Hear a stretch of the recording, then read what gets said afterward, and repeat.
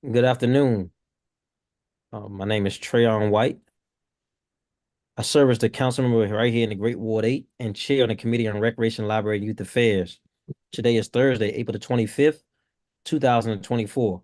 We are meeting remotely using the Zoom platform. The time is now 12:07 p.m. I'm calling to order this public hearing on the performance oversight for the Mayor's Office of African Affairs, the Mayor's Office on African American Affairs, Mayor's Office on Asian and Pacific Islander Affairs, Mayor's Office on Caribbean Community Affairs, the Mayor's Office on Latino Affairs, and the Mayor's Office on Volunteerism and Partnership, also known as Serve DC. Today, we will have both public and government witnesses.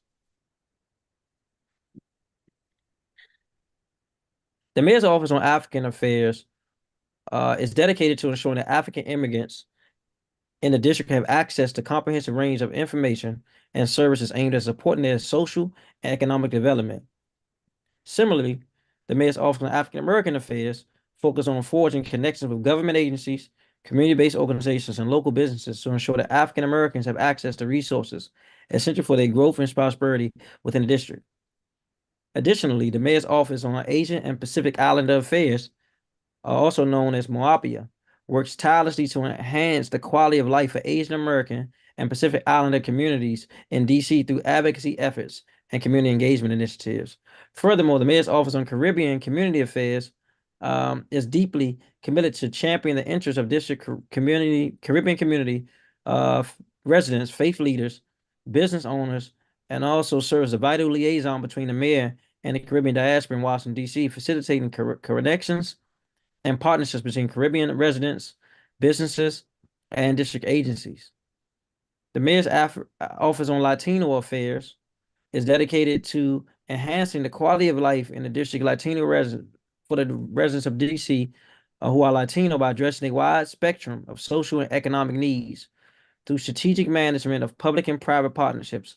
MOLA leverages its expertise in policy, community relations, civic engagement, and community-based grants to advocate for the empowerment of Latino communities. Lastly, the Mayor's Office on Volunteerism and Partnerships is the District of Columbia's government agency dedicated to promoting service and strategic partnerships as innovative, sustainable solutions through pressing social challenges, engaging the district communities through partnerships, capacity building, and leading volunteer initiatives. Serve DC supports communities across the district through federal grants, through AmeriCorps. We will start with our first panel of witnesses. Crystal Fleming, Managing Director of Kind. Alejandra Lorena, Capital Area Assets Builder CAB. Okay. Yep. Serena Clark, DC Safe. Michaela Lovejoy, DC Volunteers Lawyers Project. Gebna Ogujimi. Now help me if I mispronounce your name. Executive Director of Nigerian Center. Arlene Galvin Moriarty. Sandra Benitez.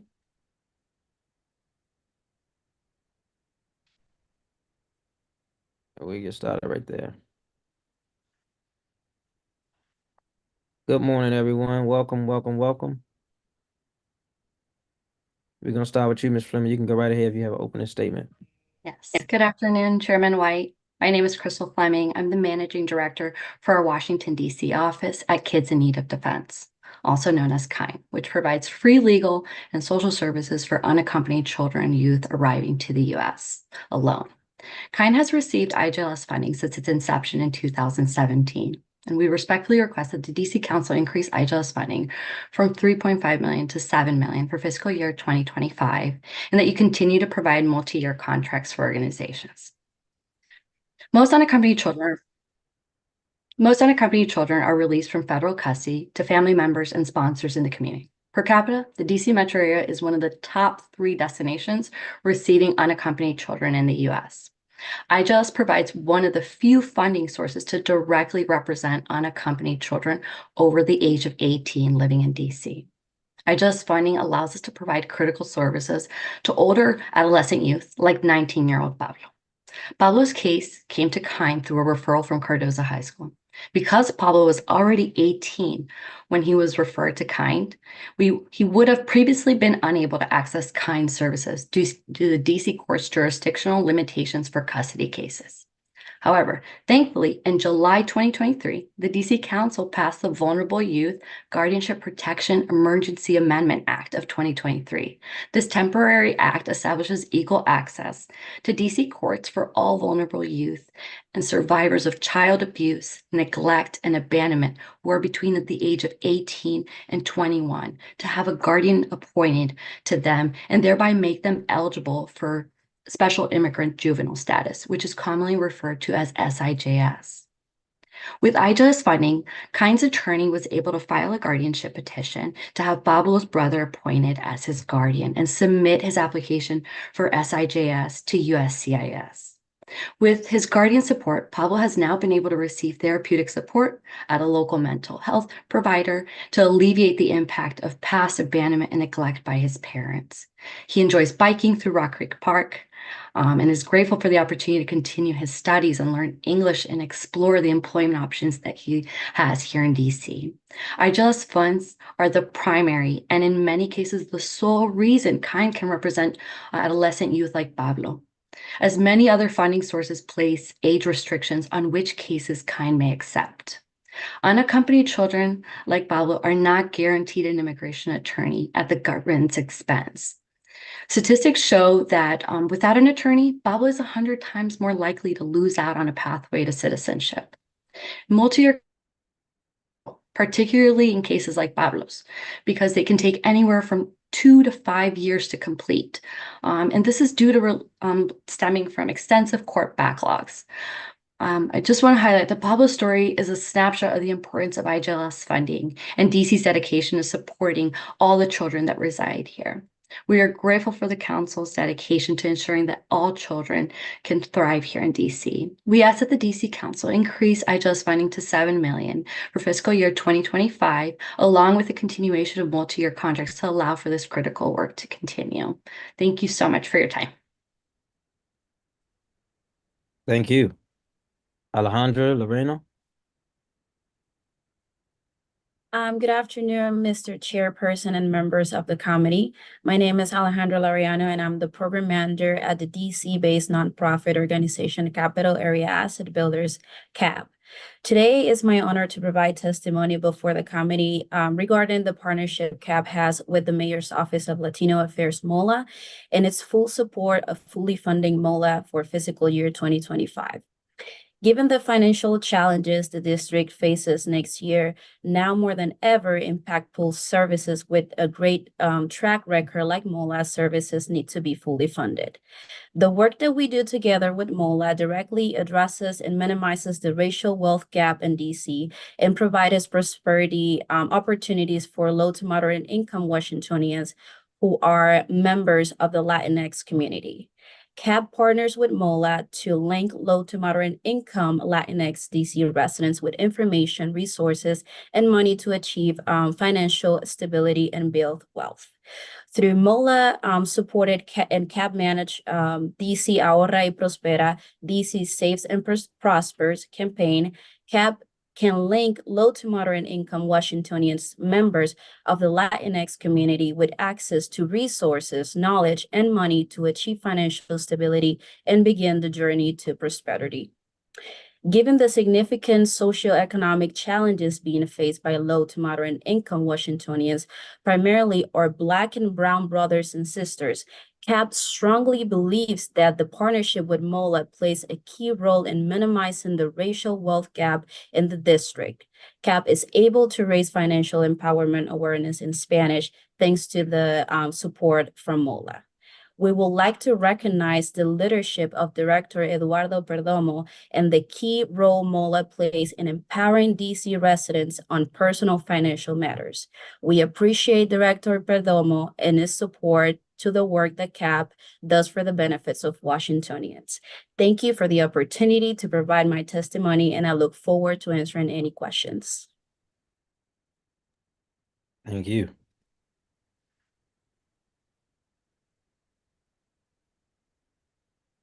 Serena Clark. Thank you, Chairperson White and esteemed members of the committee. I am Serena Clark, the Supportive Advocacy Team Manager at DC Safe. Since joining in 2022 as a bilingual advocate, I have witnessed the impact of our organization in the community. DC Safe is the only crisis intervention agency for domestic violence in Washington, D.C., operating our 24/7 crisis response line. Last year alone, we supported a record number of 12,328 district residents with 255 clients identifying as Latino. The majority of our clients access DC Safe services through our response line, which received over 42,000 calls total last fiscal year. Today, I'm eager to raise our perspective on the impact of the Mayor's proposed fiscal year 2025 budget for the Mayor's Office on Latino Affairs, or MOLA, and the overall impact for Latino survivors in the district. Since 2009, DC Safe has received funding from the Mayor's Office on Latino Affairs. In fact, our very first grant with the office led to the creation of our Acción line, a dedicated aspect of our response line specifically for Spanish speakers. In the past year, the Acción line received between 6 to 25 calls monthly, underscoring its important role as an access point to the Spanish-speaking community. While MOLA funding absolutely supports our work with Latino survivors, it must be noted that it is only marginal in terms of the scope of our impact. For the past 5 years, DC Safe has only received $20,000 from MOLA, which is less than 1% of our total organizational budget. DC Safe estimates that our current cost per client is between $300 and $500. Therefore, the $20,000 in support, MOLA is technically only supporting around 50 Latino clients per year through our services, which is just around 20% of our total Latino clients. While DC Safe does receive ample support from other district agencies, it is important to note that our MOLA grant is the only dedicated funding source we have that specifically supports our work with Latino clients. In addition to providing direct services for them, we also conduct outreach to further partnerships and build trust in the Latino community. Our Executive Director, Natalia Otero, regularly stewards relationships with La Clínica del Pueblo, Ayuda, Mary's Center, and the Family Place. Of course, collaborations with these organizations provide invaluable insights into the needs of Latino clients and also expand our reach. Increased funding from MOLA would help support these endeavors. That said, we would like to see the district's investment in our dedicated efforts with the Latino community be commensurate with our level of impact.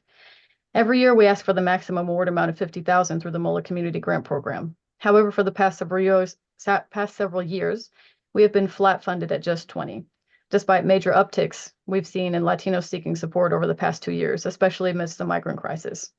As such, we are very pleased to see that Mayor Bowser's proposed budget includes an increase of about $1 million to MOLA's agency management program, which is primarily used to support subsidies for community-based grants. This type of increase is actually fairly striking, as we've reviewed other aspects of the fiscal year 2025 proposed budget for the city, which includes over $30 million in cuts to family homeless services and major decreases in social safety nets like SNAP benefits and child care subsidies. We felt it important to note today that while we commend the mayor for a clear prioritization of Latino residents in the district through the increase to MOLA, other cuts will inevitably harm the population. And in reality, the increase in funding to MOLA is not enough to band-aid those gaps. Ultimately, we urge the committee and the council as a whole to protect, if not add to, the budget increase proposed for MOLA, and also consider how to, at a minimum, replenish and more ideally bolster other social supports that Latino survivors and families rely on. We all exist in a complicated system where all parts of the whole affect one another. And it's critical that the council utilizes this type of systems thinking as it makes adjustments to the budget that hopefully improve the overall well-being of Latino survivors in DC. Thank you for your time and consideration. Thank you. Next, we have Michelle Lovejoy.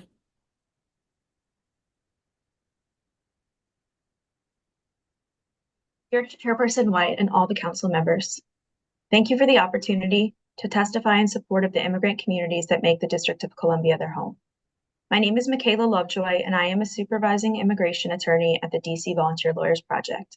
I appear today to urge the council to increase funding for the Immigrant Justice legal services in fiscal year 2025 and to continue funding immigration representation so that DCVLP and our fellow IJLS grantee partners can continue to support our immigrant neighbors.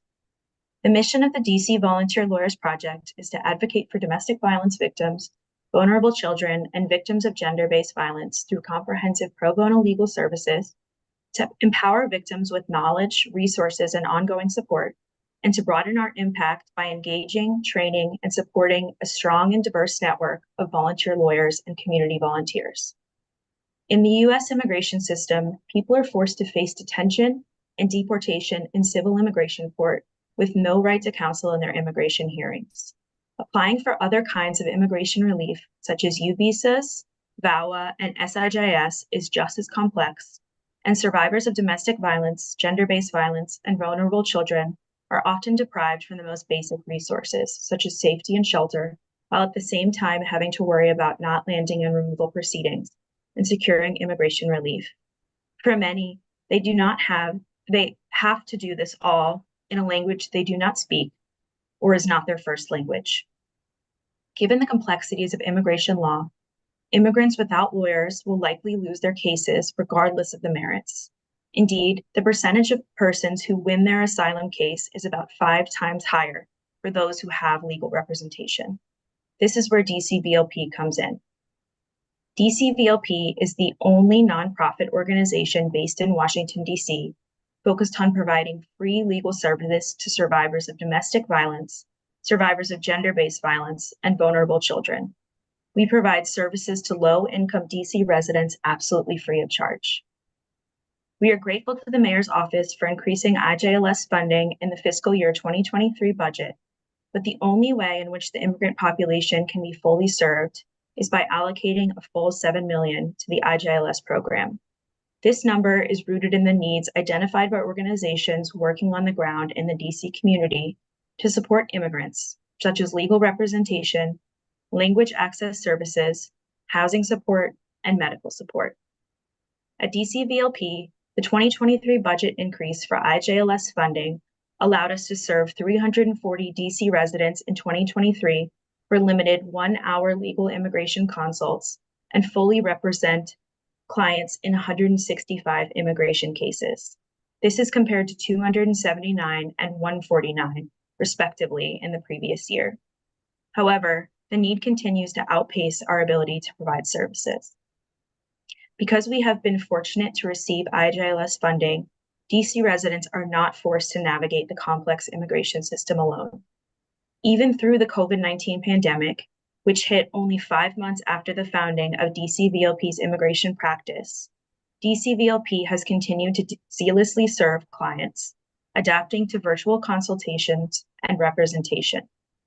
In only 4 short years, the immigration practice at DCVLP has been able to secure SIJS for 10 individuals, asylum for 14 individuals, work permits for 70 individuals, and VAWA relief for 3 individuals, all thanks to the continued support from the Council and the Mayor's Office through IJLS funding.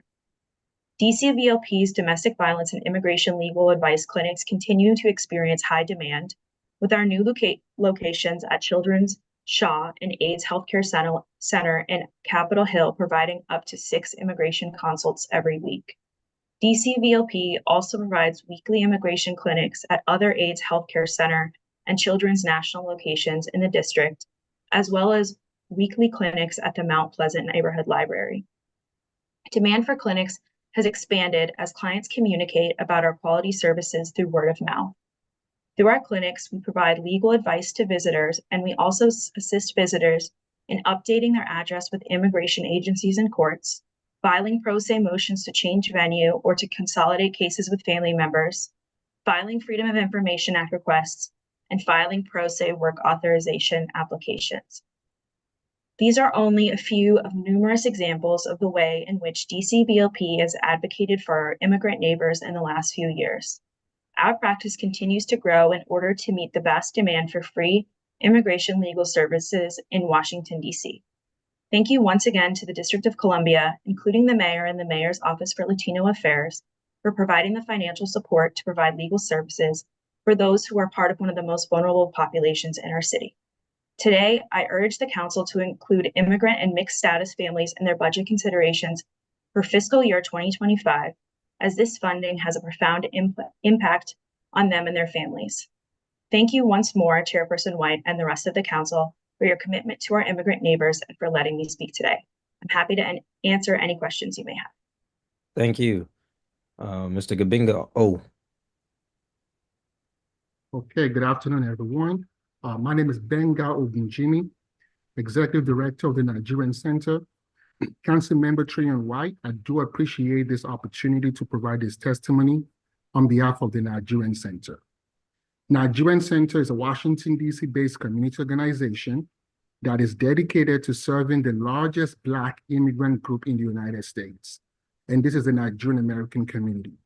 We provide financial inclusion, social justice opportunities to members of all immigrant community in the United States. We offer education, empowerment, upliftment, and assistance to all immigrant families acclimating to life in the United States through policy advocacy, cultural initiatives, immigration legal aid services, entrepreneurship, and ownership opportunities. While we are called the Nigerian Center, our services are open to all district residents, including those of the Latino community. Additionally, it is worth mentioning that DC is home to a large number of Afro-Latinos whose ancestry can be traced back to current location of Nigeria. Increasingly, we see members of this community turning to Nigerian Center for education and also taking advantage of our social services. Today, I join my colleagues to support and also ask for increased funding to the tune of $7 million to the IGLS grant managed by MOLA. As a second-year recipient of this grant, I testify that this funding has played a crucial role in our ability and our capacity to support the immigrant community of the districts. Washington, D.C. approach to immigrant justice is unparalleled. Few resources like the IGLS grant exist in any part of the country. In fact, it was through this grant that allowed us to establish our Immigration Justice Access Program.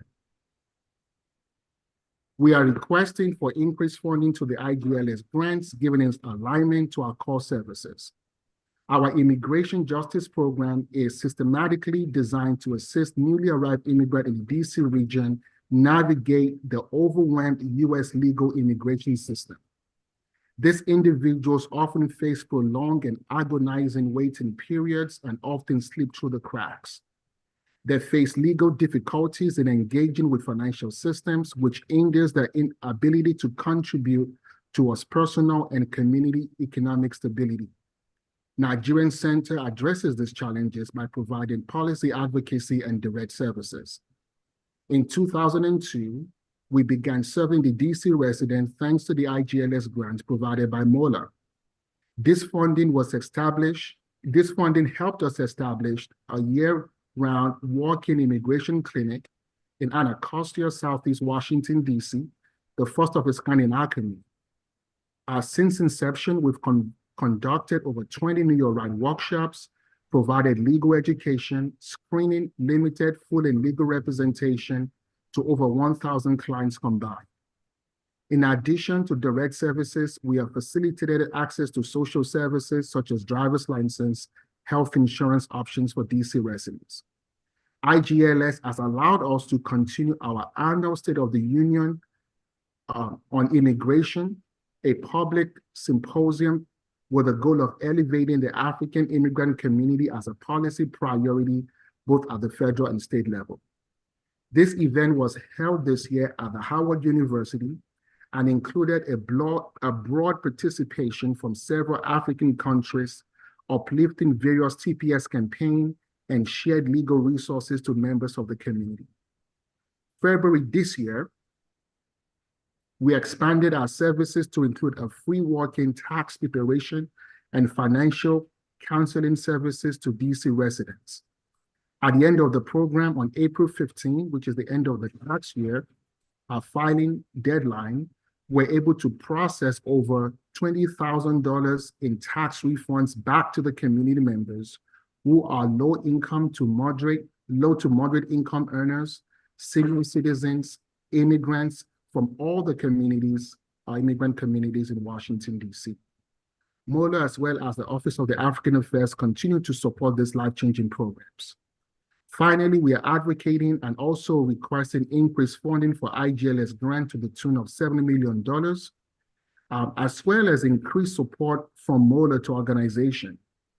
As we approach our third year as a grantee, a multi-year funding would help us ensure the continuity of our mission and our capacity to serve our community. The Nigerian Center is currently the only organization catering to our community in the way that we do. At present, we are actively involved in several TPS, DED, and SSR campaigns for several African countries, including Nigeria, Congo, Mauritania, Mali, and South Sudan. We also support similar campaigns for South American countries. In the District of Columbia, the Nigerian Center remains one of the few centers with a year-round working services dedicated to serving the immigrant communities that turn to us for assistance in a culturally sensitive manner. As a result, the Nigerian Center looks forward to continued support for MOLA to help us further the realization of our mission, If you can start wrapping up, that'd be helpful. Which is fostering financial inclusion and social justice opportunity through the IGLS grants. Thank you once again for your leadership and your commitment to immigrant justice in the nation's capital. Right, thank you. We're going to keep moving right ahead. We have a lot of different panelists here today. Next we have Miss Mariotti Ayunda. Hello. Good afternoon, Councilmember White and members of the council. It's great to testify before you again. My name is Arlene Galvin Mariotti, a Senior Language Access Coordinator at RLYA, and I'm grateful for the opportunity to testify before the committee today in support of increased funding for the Mayor's Office on Latino Affairs Immigrant Justice Legal Services Grant Program, known as IJLS. For 51 years, RLYA has served more than 150,000 immigrants in the DMV. We help vulnerable immigrants in our neighborhoods access justice and transform their lives by providing legal, social, and language access services.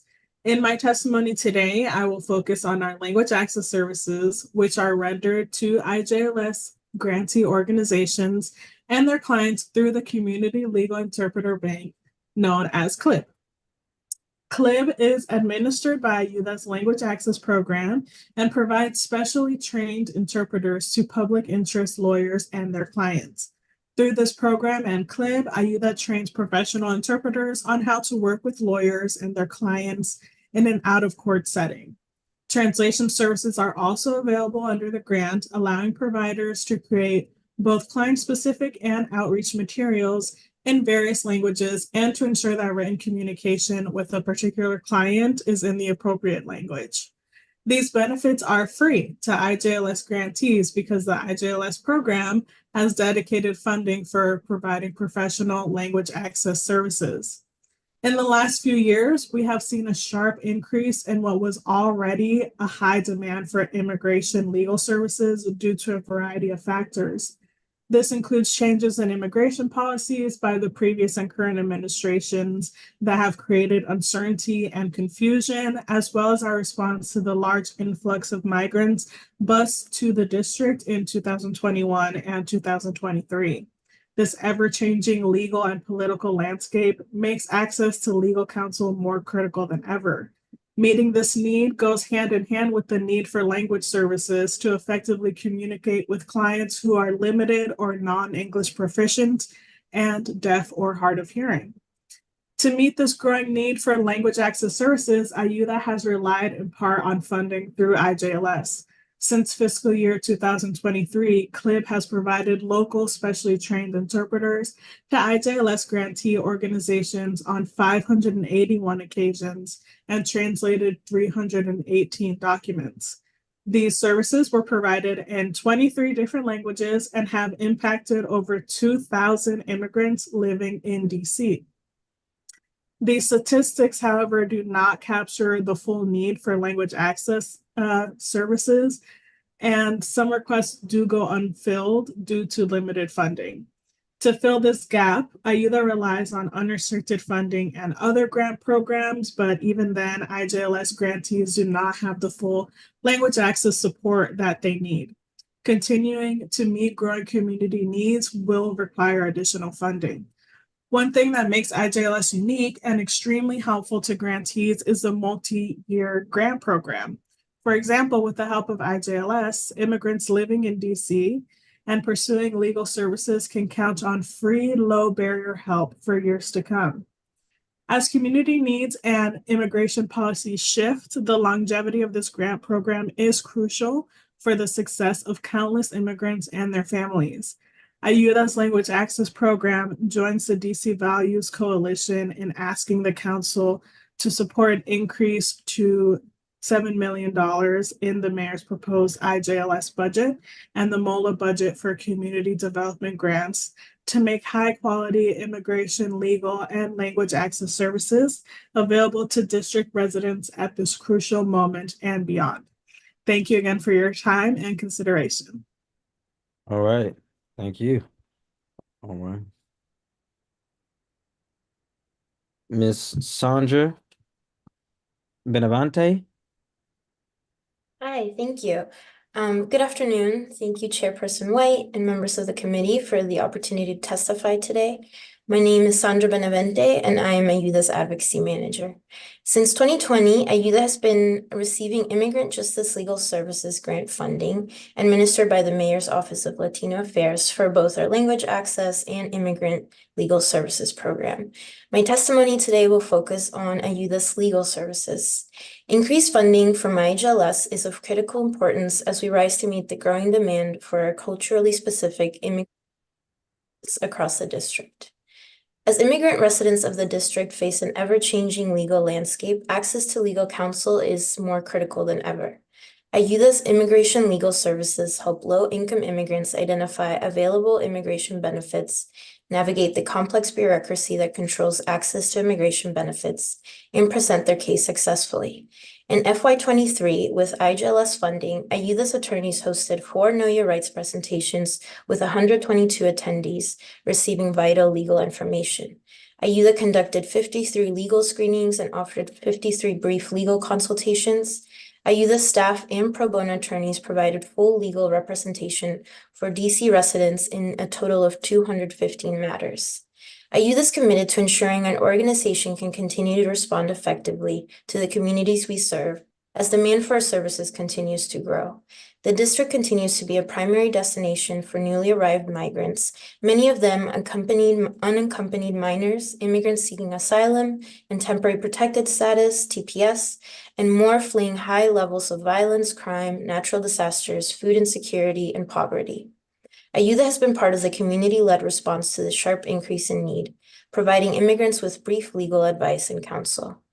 Beyond initial legal services, newly arrived migrants who choose to stay in DC need representation in their legal matters and assistance in applying for work permits. Helping both our new and long-term resident immigrant neighbors find pathways to legal status and financial stability will cost the district less in the long run, as this stability translates into decreased dependency on other, more costly government services, as well as increased contributions through taxes. IULA joins the DC Values Coalition in asking the Council to increase IJLS funding in FY25 so that our legal services program can ensure that more immigrants successfully navigate the legal system.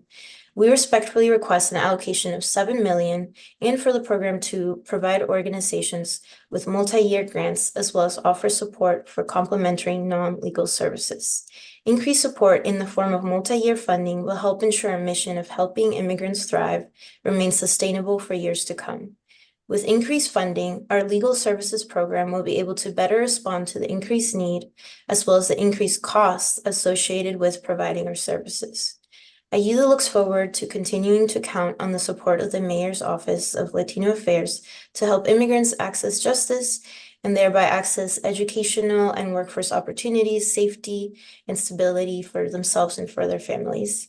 Thank you for your time today. Thank you. I believe that's it for this particular panel. Cal, correct me if I'm wrong. I'll start with Ms. Fleming. Welcome back again. Thank you. In your testimony, you talked about what you all do providing legal services from kind and a plethora of things. But one of the things I wanted to ask about was that you said without IJLS funding, that people may lose their pathway to citizenship. What exactly you all do to help people navigate that to get their citizenship? Yes, so we represent unaccompanied children the minute that they enter our southern borders and are released here to DC. These Right. children, as soon as they arrive, they are put into removal proceedings in immigration court. We step in and represent the children because they don't have the right to free appointed counsel in immigration court. So we represent them throughout the process, and we will represent them in immigration court. You said they don't have the right to free legal counsel? No, they do not. So we reach out to children when they start arriving from different schools. We get referrals of children who recently immigrated and have been released here in DC. And once we meet with the children, we begin the process of intaking them and offering them representation. We represent them in immigration court, and that begins the process of their journey of seeking a pathway for them to get immigration relief and stay here lawfully, and eventually down the road become U.S. citizens. One of the key things, pardon? Yeah, Sorry. let me ask you this. How many lawyers do you all have that's specifically working on this piece? Yes. So under IJLS funding, we are allocated one staff attorney. We have other funding streams, but under IJLS, we have one attorney who helps us represent unaccompanied children here in DC. I got it. So we were looking in the budget and we're looking at the funding, and for community partnerships it's 5.1 million, and I'm keep hearing 7 million. Does anyone know where we coming up with this? How do we come up with the 7 million number, and how does that and just don't you don't have to answer if you don't know the question, but I'm just concerned about how we got to this number and how it's going to be used to help uh provide these different services I'm hearing. If you know that, you can answer. If not, that's fine. If we were to receive additional funding, we would be able to hire additional attorneys in our office that can represent additional children. Right now, because we only have one attorney, we are limited in the number of cases that we can take per year. If we were to have an additional attorney, this would give us the opportunity to accept even more referrals. We receive numerous referrals from the community and from the local schools. However, we are unable to take all of the cases due to the limitations. So with additional funding, we could provide legal representation as well as social services, connecting them to mental as well as health insurance and access to assistance with registering them for school.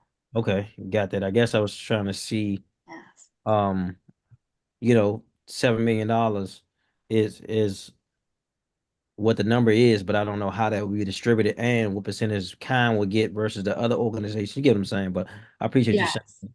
absolutely. What do you receive funding from any other government agencies and any federal dollars? We receive funding from the Vera Institute as well as the DC Bar Foundation. Okay. But IJLS is very unique because it allows us to represent adolescents who are over the age of 18. Other funding streams have limitations and require us to accept cases for children who are under the age of 18. So that is one of the many benefits of IJLS funding, is that it gives us that option. And I remember in a previous hearing, you said that part of what you are able to do is connect them with a relative here or in the States.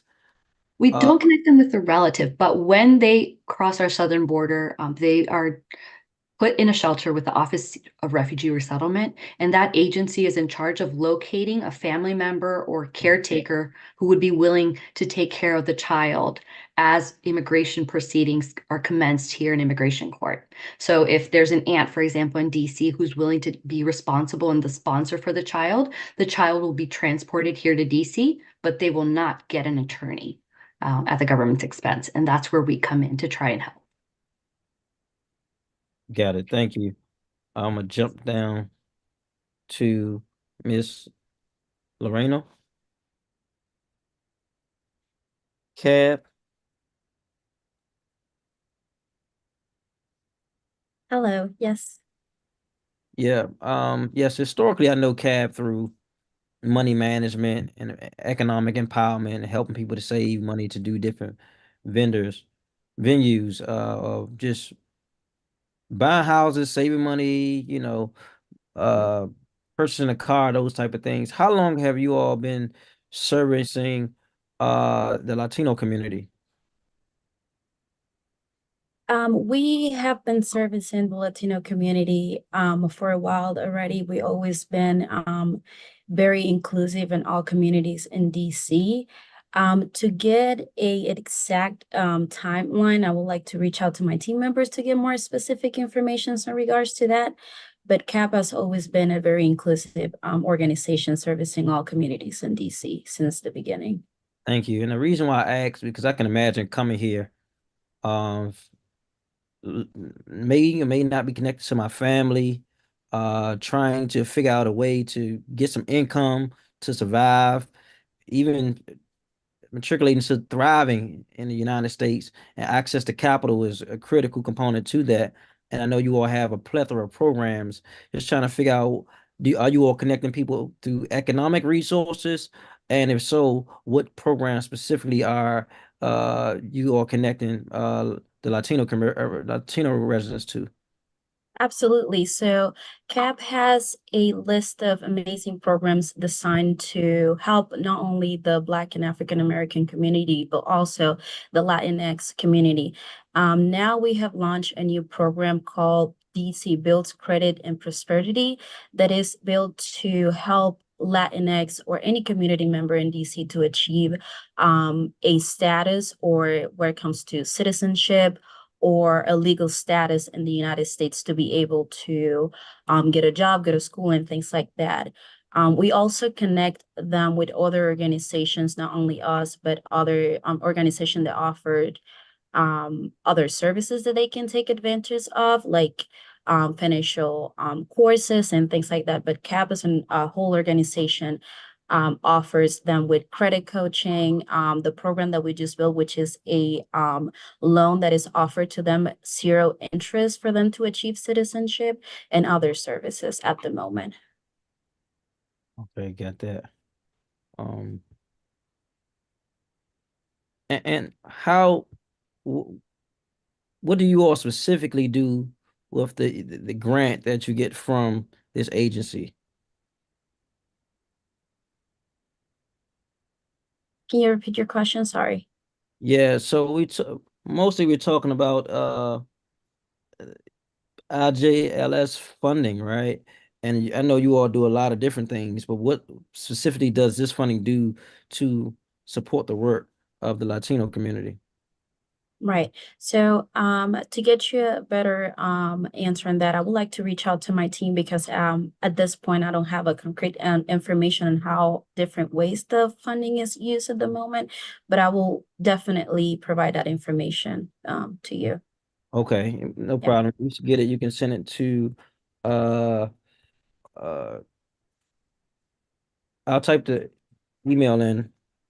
Okay. Library Youth Affairs, RYLA at dccouncil.gov. I'll send it mine. It's right here. Because we want to send that to trying to track it. And Kyle, could you put that in the comments, please? Thank you. Moving right along.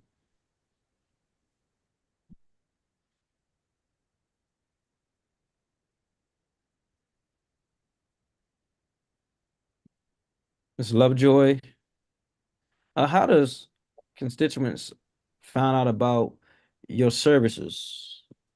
I'm sorry, could you say that again? How are you marketing for constituents to find out about your services? Absolutely. So our clinics are actually mostly word of mouth.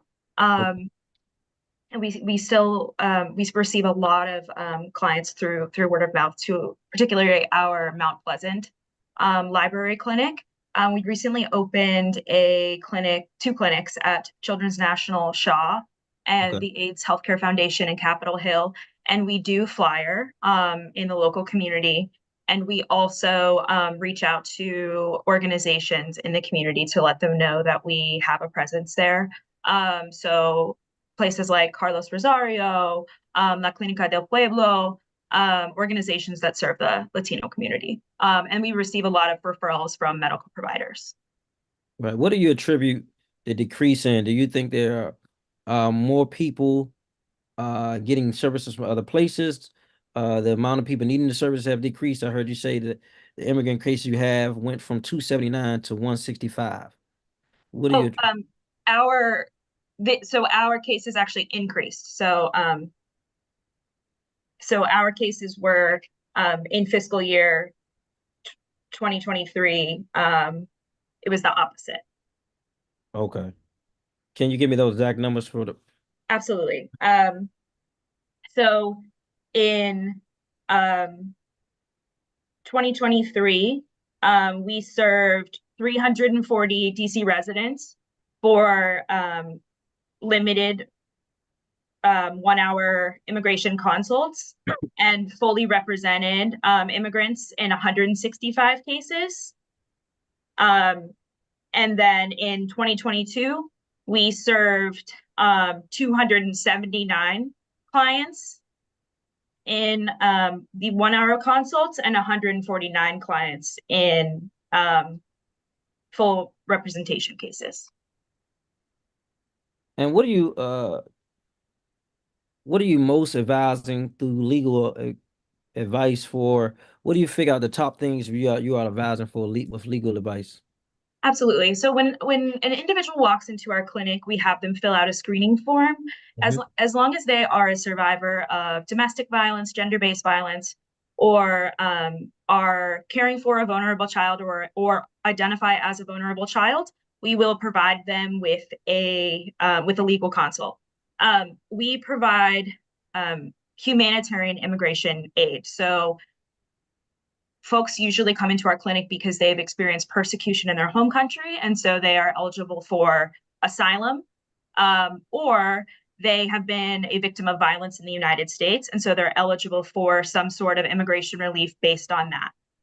So the U visa or relief under Violence Against Women Act.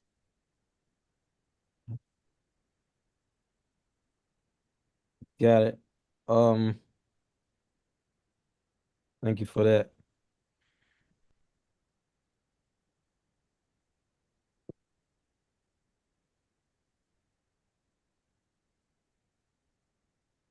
I want to go to Miss Clark. I apologize, Miss. Yes.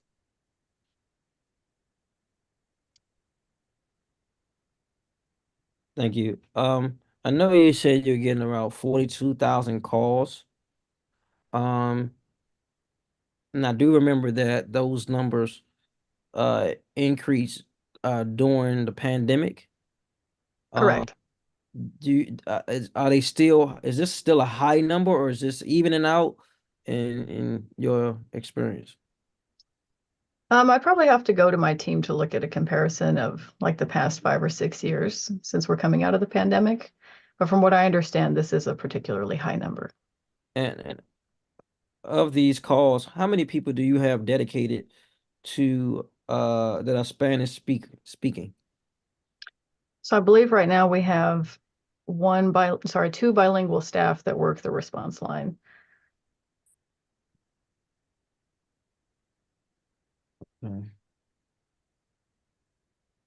And ideally, I know you expressed that 20,000 K was not enough. Based on the caseload, of 50 clients, you can do more. What would you say would be a more feasible number? The full amount was what we were asking for, the 50. Okay. And that would take you from what to what? It would take us from 20,000 to 50,000, and that would I'm go talking towards funding bilingual staff. about- Are you Yeah, asking like how that would increase our staff numbers? yes. I'd have to go to our team for that question. I'm sorry. Okay. Okay.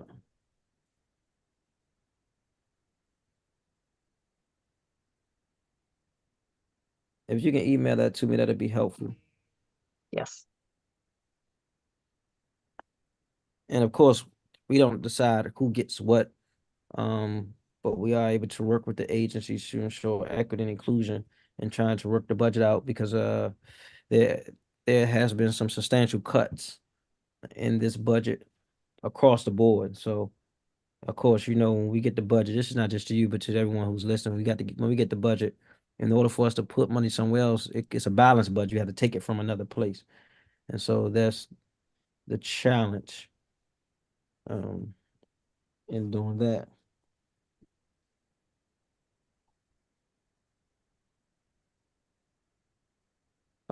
Jump to Mr. O.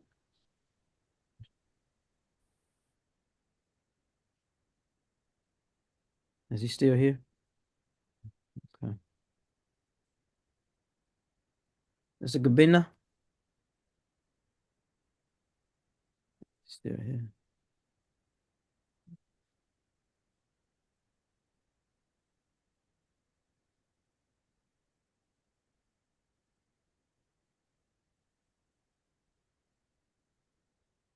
I'm trying to message him. He's not responding.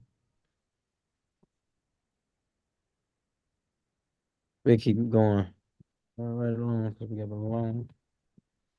We still got government witnesses. Mr.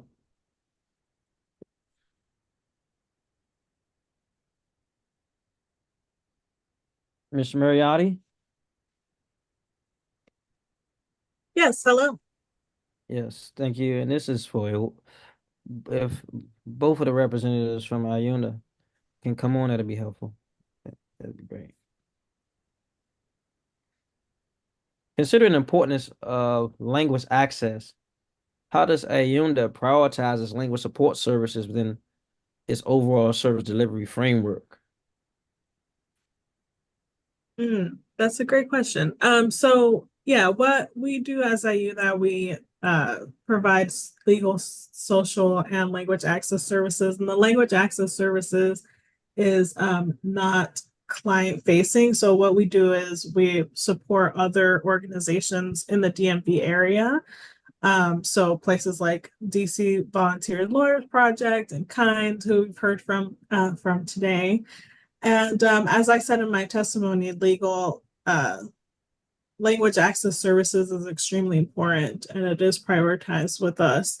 Imagine trying to navigate the confusing immigration system and English is not your first language. It's a nightmare. And so we work with the lawyers of these great organizations to provide interpretation and to translate documents for them. And Sandra, you're welcome to jump in if you have any additional things to say.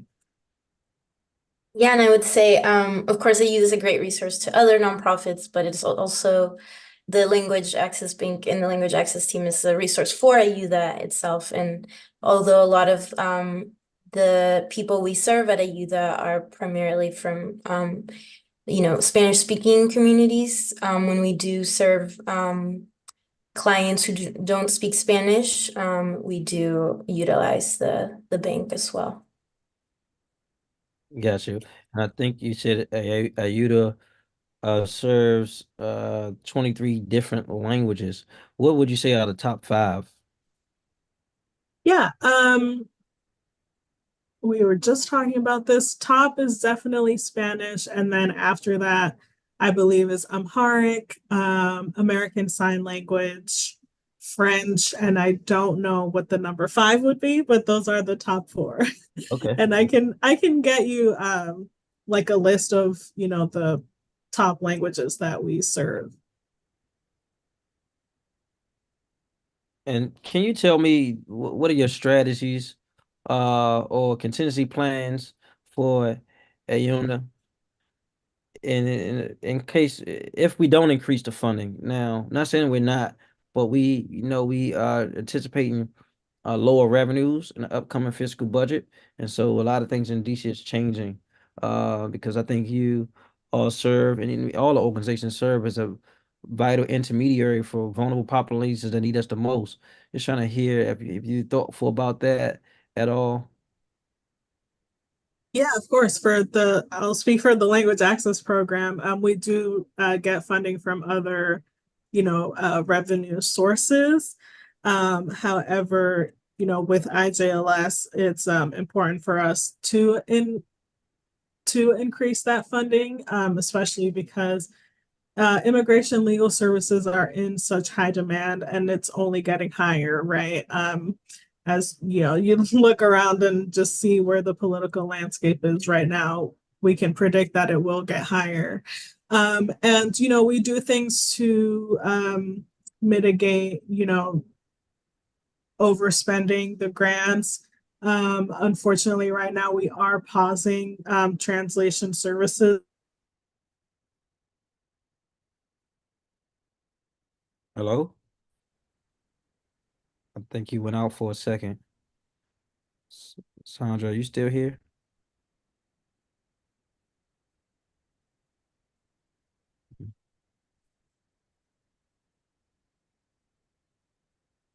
All right, we'll move right along. You went out for a second. Oh, am I back? Yep, you're back. Okay, I'm sorry about that. Yep. Comcast be wild sometimes.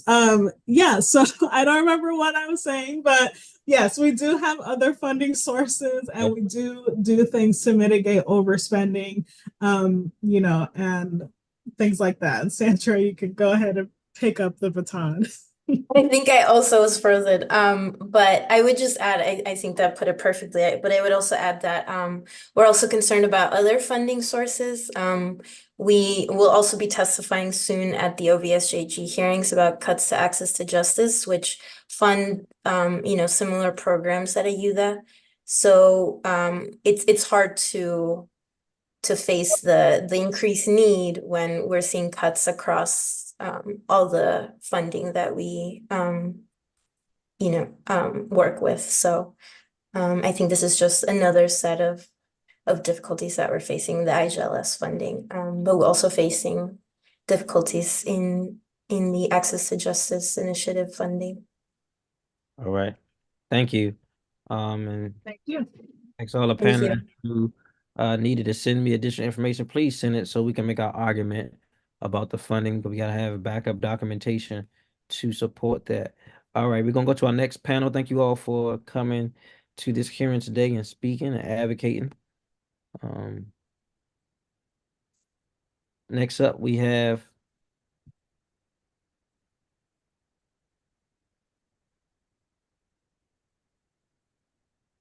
you ready, Urbina?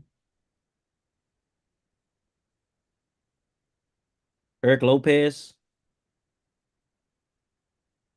Bakari Sambu, Lindsay Pullum,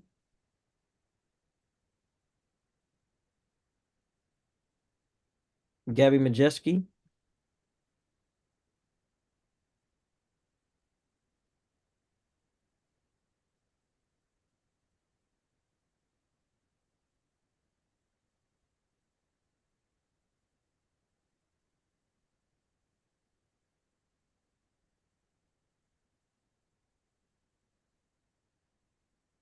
do we have Yareli Urbina? If you're in the chat, just raise your right hand in the chat. We'll elevate you. If not, we're gonna move right along. We're gonna go with you, Eric Lopez, Care Coalition. Hi, Chairman White. Thank you so much to you and to the rest of council members for the opportunity to testify in support of the IJLS funding. My colleague, Yareli Urbina, registered for the original date of the hearing. Unfortunately, she's at a jail visit right now, meeting with some of the clients that we serve, and unfortunately could not be at the hearing to testify. We submitted written testimony as part of the record. I won't recite that here in the space, but I did want to use this live testimony opportunity to just elevate a few points. One is to echo the request made by the other DC Values Coalition member organizations in urging the funding to be increased to $7 million for IJLS services. Our organization, the Capital Area Immigrant Rights Coalition, we focus on detained legal representation for district residents. With this in mind, I'll speak to the detention issues of immigrants being jailed by ICE and facing deportation charges. Funding for deportation services in particular is critical because of what's at stake. This means for an immigrant and detained by ICE, immediate loss of liberty, the potential permanent separation from one's family and community and home, and also the expulsion potentially to places that might be life-threatening and dangerous that they have fled likely in the past. The other reasons these are critical to fund this work, and particularly the detained work, is what are the obstacles involved in accessing legal representation? One of our coalition member partners earlier in the hearing mentioned there is, I believe it was Ms. Fleming, there was no right to legal representation in the immigration context. This is also true for detained immigrants. What does that mean? It means that people who are detained by ICE in our communities are sent far away out of states. So far through the work that we've done under the IGLS grant, we've represented district residents who've been detained in Texas, Georgia, Virginia, and in Pennsylvania. There are incredible obstacles to accessing district residents who are sent that far away by ICE. We've put in a great amount of work to create free hotlines at ICE jails to try to make it as accessible as possible to receive legal representation by our organization for district residents. We've put in that groundwork. And even with that groundwork, it is incredibly difficult to identify people who ICE transfers out of state, offer them legal representation, and then give meaning to that representation, right? When someone's detained out of state, they're separated from their family, from their community, from their support network, and also from their legal representatives and access to them. Why else is supporting this funding and increasing it critical? It's because it has direct impact on successful outcomes. When people are provided legal representation in the immigration system, their likelihood of succeeding multiplies by 10. This has generational impacts, right? This will change the course of an individual and their family's trajectory for generations to come. And even people with viable claims for relief, for viable immigration benefits, lose their claims when they don't have legal representation because of what's at stake, what the odds are and how the system is set up, right? Having to collect your own evidence, identify what you're even eligible for, right? And then defend yourself before a highly trained government attorney and often a highly trained adversarial judge, all from within the confines of an ICE jail. The deck is obviously stacked against these residents, district residents who are facing these immigration charges behind bars. With that in mind, I think I'd like to give some illustrate what we're seeing as a service provider for district residents.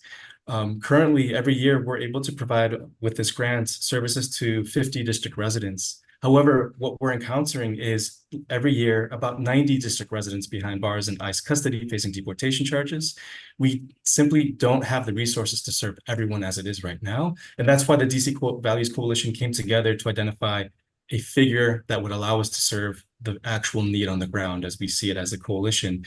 So the 7 million would translate to serving 850 district residents, Chair White, and I just wanted to give some concreteness to that figure that you had asked earlier about.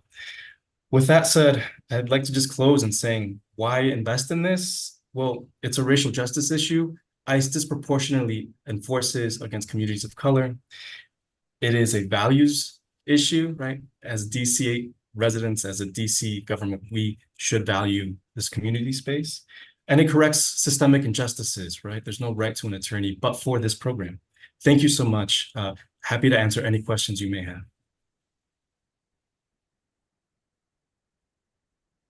Thank you. Bakari Sambul.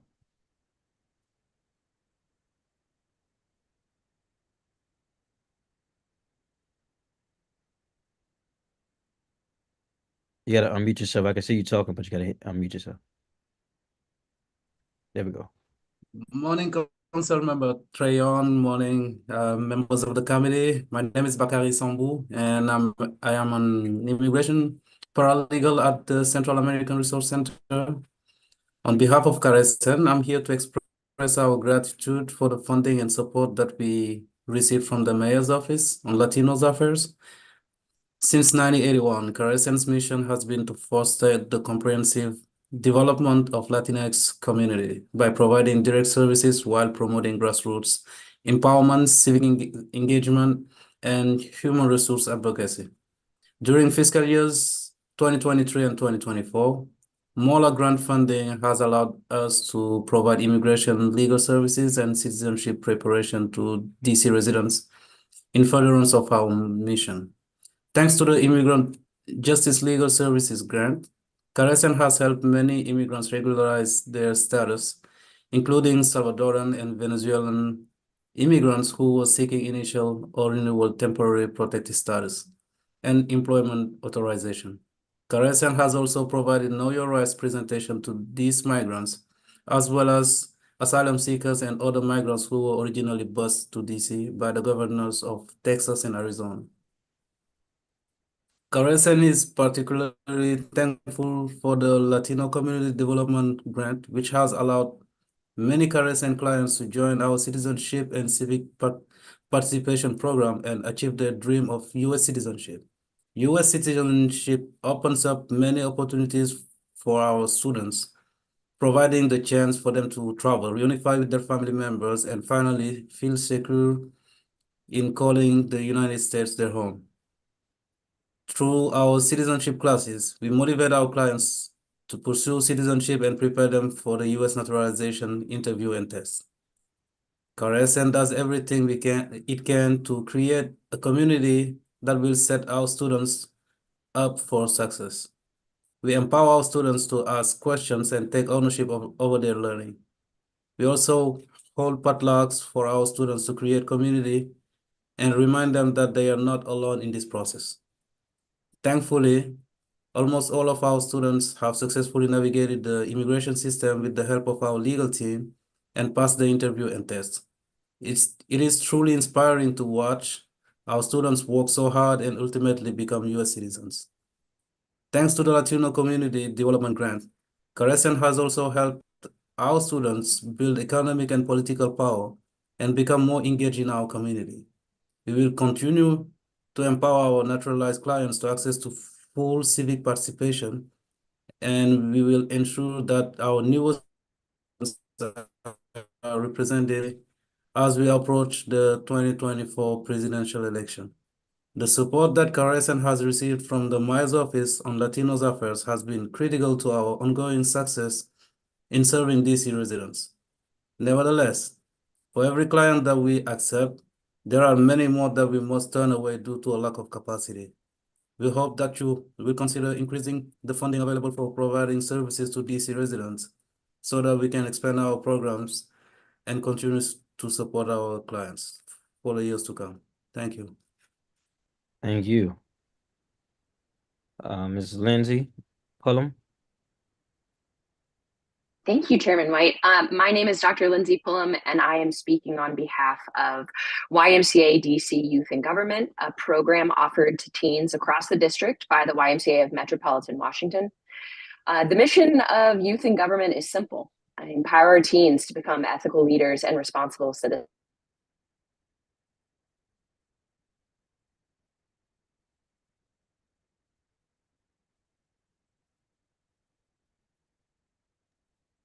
Give you a moment to see if you're going to come back into the screen.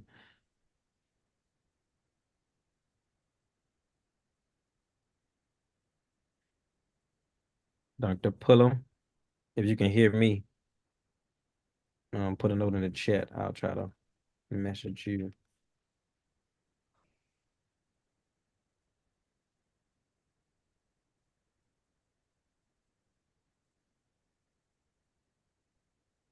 Technology is a good tool until it's not. I'm sorry about that, y'all. Have I come back? Yep, you're back.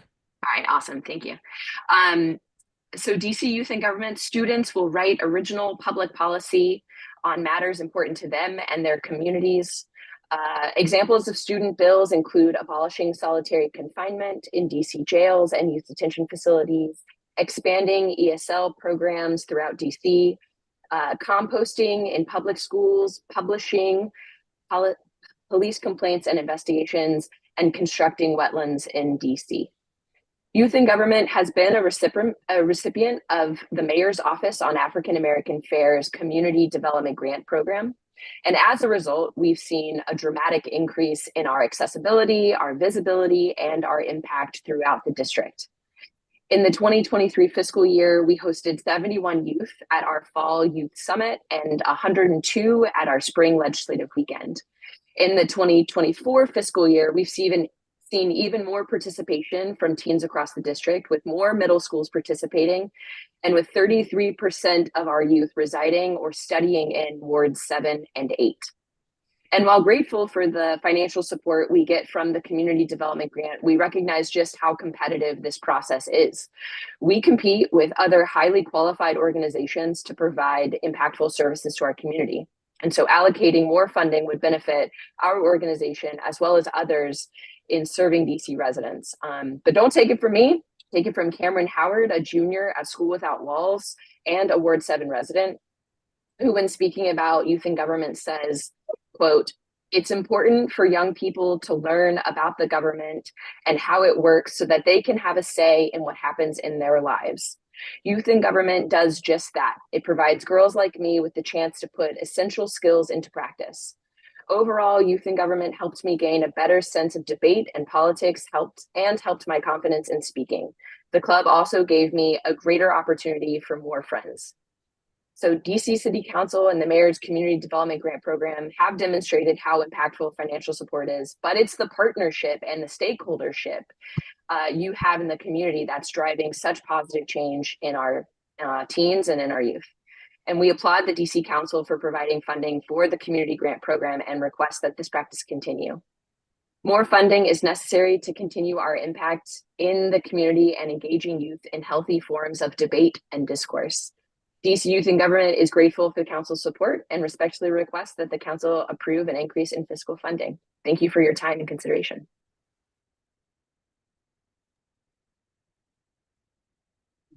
Thank you.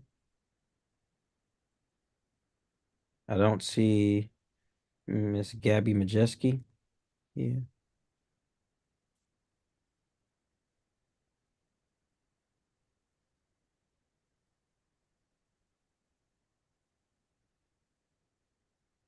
All right, so I start with you, Mr. Lopez.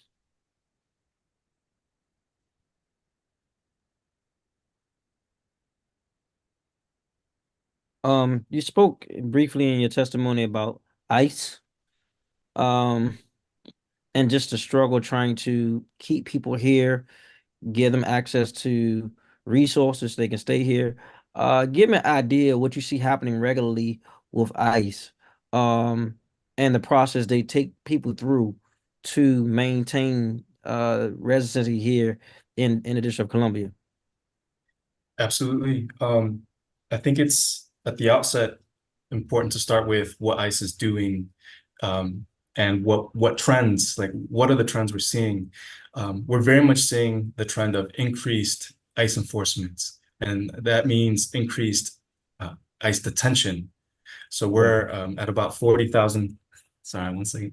We're at about 40,000 individuals in ICE custody today. That has been increasing steadily over the years. There was a moment where that drops during the height of the pandemic. It's been increasing since then. We project that that will continue to increase, right? There's been increased funding requested for the Department of Homeland Security, specifically to expand detention. So what does that look like? It means people who are apprehended here locally by ICE, and we only see what we're able to, the only pieces of the picture of the puzzle we're able to see are the pieces that we engage with, and that is people that we come into contact with, because ICE doesn't share or disclose what the full scale of their activities are, right?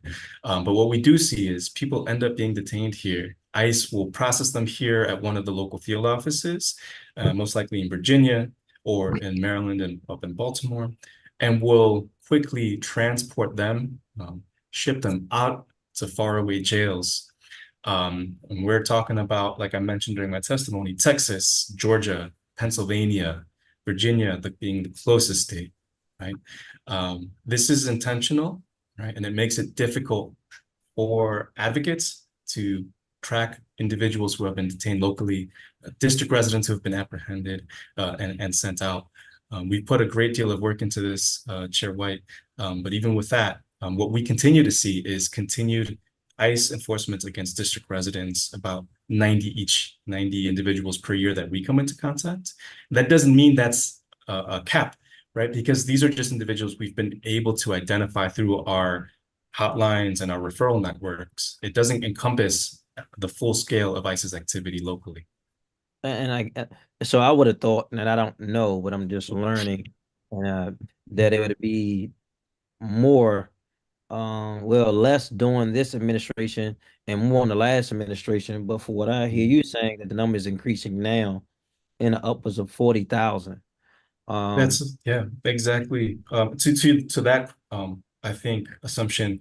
I started doing this work under the Obama administration's term, and even then, ICE detention was incredibly high.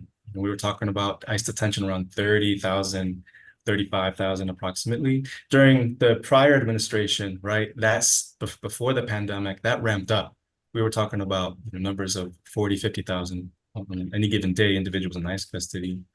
But unfortunately, what we've seen, and this trend, predates even the most recent administrations, right, over the last memory, is a trend starting from the 80s and 90s of ICE detention increasing, and a detention system expanding, becoming larger in terms of bed quantities, but also the system nationally, how many ICE facilities there are, what local cooperation with ICE contracts have expanded as well over the decades, right?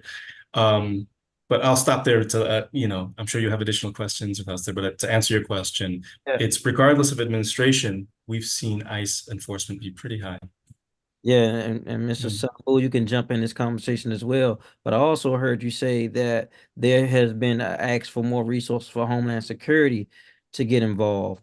And I just want to, has there any relationship been established to help get people back? Because I can imagine if ICE detain you and you get taken away, you go through this whole, you get further and further away from those things that keep you stable, especially family. You get ripped away. And so just trying to get an understanding, is there any way to help individuals once they have been detained? The only funding available, there are two ways for a person held by ICE to get an attorney. One is either through the private bar, right? And what we see is when people are detained, they're taken away from their jobs, from their income. It's destabilizing. So one option is paying thousands and thousands of dollars for private legal representation, which is often not really viable given the demographics you see in ICE custody. The other option is maybe there are programs like ours, IJLS, funded programs, but those are really it. And otherwise, there's no federal funding going to legal representation for adults detained in ICE custody. That simply doesn't exist as a system. And I think it's telling that, right, constitutionally, it's, immigrants in ICE custody aren't afforded legal representation paid for by the government. So the federal government hasn't invested in a system like this. It's really been local governments that have really stepped up and invested in trying to correct this systemic injustice. But were it not for the IJLS funding that is available for all of these organizations, but in particular for the detained representation, where people are particularly vulnerable, that legal services would not exist, honestly, would not be really viable or attainable for people, district residents who are finding themselves facing detention and potential deportation. All right. And Mr. Sambo, I heard you say that you spend a substantial amount of time teaching people their rights. But what are their rights? Like, what are you equipping them with? Actually, Councilmember Trayon, I'm not part of the CCP program, so I'll just write down your questions and get back to you as soon as possible. Okay. You talked about the work in helping people become U.S. citizens. Are you well versed on that? Yes, I mean, I'm a perfect example of helping people become U.S. citizen are recently naturalized, and Carson has been a big help for me, guiding me through the process. Congratulations. Thank you. And it's been a big help from Carson, guiding me through it because it can be scary. So walk me through that process briefly. Okay, well, how can I say? Certain it depends on your situation and how you became permanent resident. If you became permanent resident through marriage, or if you became permanent resident like me through the visa lottery. And I got the visa lottery, and after 5 years, I was eligible to become an American citizen. And Carson helped me to apply and train me with the civic questions and civic and history. And I've been trained for 12 weeks to get ready. And I went to do the exam, and I passed the same day. Okay. Let me ask you this. What other languages do you speak? Speak French, Spanish, Wolof, Halpular, Mandinka, a little bit of Italian, a little bit of Portuguese. Okay, you're very gifted man. And I ask this because I'm concerned about what are some of the language barriers for those who are trying to obtain citizenship. If you can speak to that. Well, USCIS has exemptions for certain people at a certain age, depending on how old they are and when did they get their residency. And certain are exempted, others they have difficulties in with English, so we help them to practice and get ready for the exam, because it's not easy for everybody. Because of the accent and also the way they can pronounce certain words. So we help them through that and prepare them, and also help them to calm down and not stress during the test, so they can pass. And we're lucky that most our students, they pass the exam. Yeah, I appreciate that. I'm about to be out of time. I want to jump to you, Ms. Pullum. I wanted to know kind of work you are doing, just engaging you through civic engagement and engaging around government. How does the YMCA collaborate with local government agencies, community organizations, other stakeholders to amplify the voice of young people?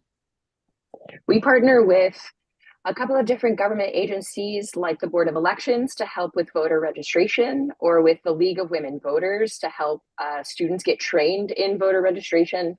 And then we work with other nonprofits like the Trigger Project in order to be a community stakeholder in gun violence prevention. And then we will actually go to city council offices to let students lobby for ideas that they have in order to show them what it's like to engage with government, both from an advocacy, but also a public policy standpoint. Yeah, we would love to host students that you have in my office. That's one of the things I specialize in. Pathways to get youth civically engaged. I do stuff in high schools as well in my ward, but also across the city. So thank you for that work. Happy to see the Y is still doing great work across the city. That's it for this panel. I want to thank you guys for joining us today. We'll be moving on to our next Thank panel. you. Witnesses. Thank you. Gabriella Mosey, Uptown Community Initiative. Tiffany Melendez, the St. Mary's Center. Nietzsche Ileche.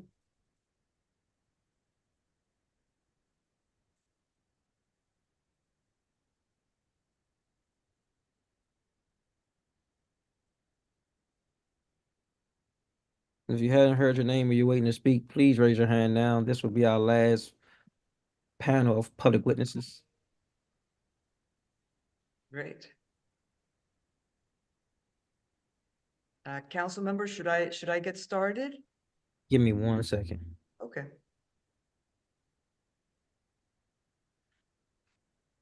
Yep, go right ahead. Okay.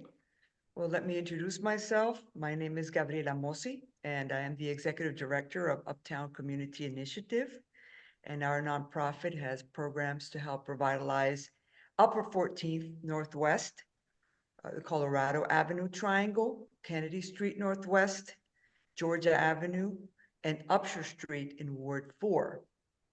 We serve over 250 small businesses, and currently we serve about 18% of those businesses are African-owned, 25% are Latino-owned, and 14% are Asian-owned. Through our programs, we celebrate Ward 4 neighborhoods, we promote the small businesses, we generate foot traffic to these businesses with very popular events. We have an event every month. And you may have heard of Petworth Porch Fest. That is, we're holding it this weekend. And the following weekend, we have our Cinco de Mayo celebration. We also have other festivals. We have an Uptown Pride Festival. We hold movie nights on Kennedy Street. We do the Celebrate Petworth Festival, holiday craft fairs, etc. And in fiscal year 23, our programs provided 821 hours of technical assistance to our small businesses. We assisted 79 businesses one-on-one. We distributed a weekly bilingual newsletter, as well as alerts to our small businesses. We awarded over $78,000 through our own small grants program to help with business emergencies, equipment, storefront improvements. So that is just a small description of what we do. I'm here today because I want to thank the 3 agencies that help us with small grants, and that is MOLA, the Office of Latino Affairs, the Office of Asian and Pacific Islander Affairs, and this year, for the first time, the Office of African Affairs. These grants are small, but they are invaluable for us. And they help us do the work that we do. And they help us through, for example, funding to help translate documents or for interpretation, and make sure that we include all of the businesses, no matter what language they speak, how big or, how small, or if they're starting a business, that we're able to do that and do that outreach. And the support from the teams at these 3 agencies is invaluable to be able to serve a very, very multicultural ward, very multicultural commercial corridors.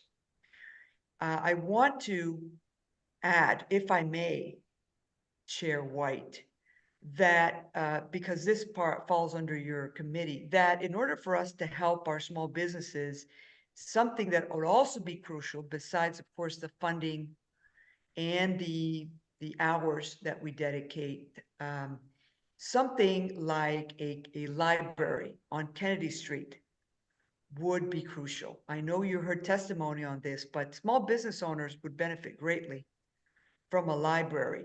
So if we all work together, these underserved corridors in Ward 4 could be thriving in the next few years. They suffered a great setback during COVID. We're still recuperating from COVID. We still have businesses that are closing, but we also have very many entrepreneurial folks in our communities, in our Latino, African, and Asian communities who want to do better for their family by opening their own business.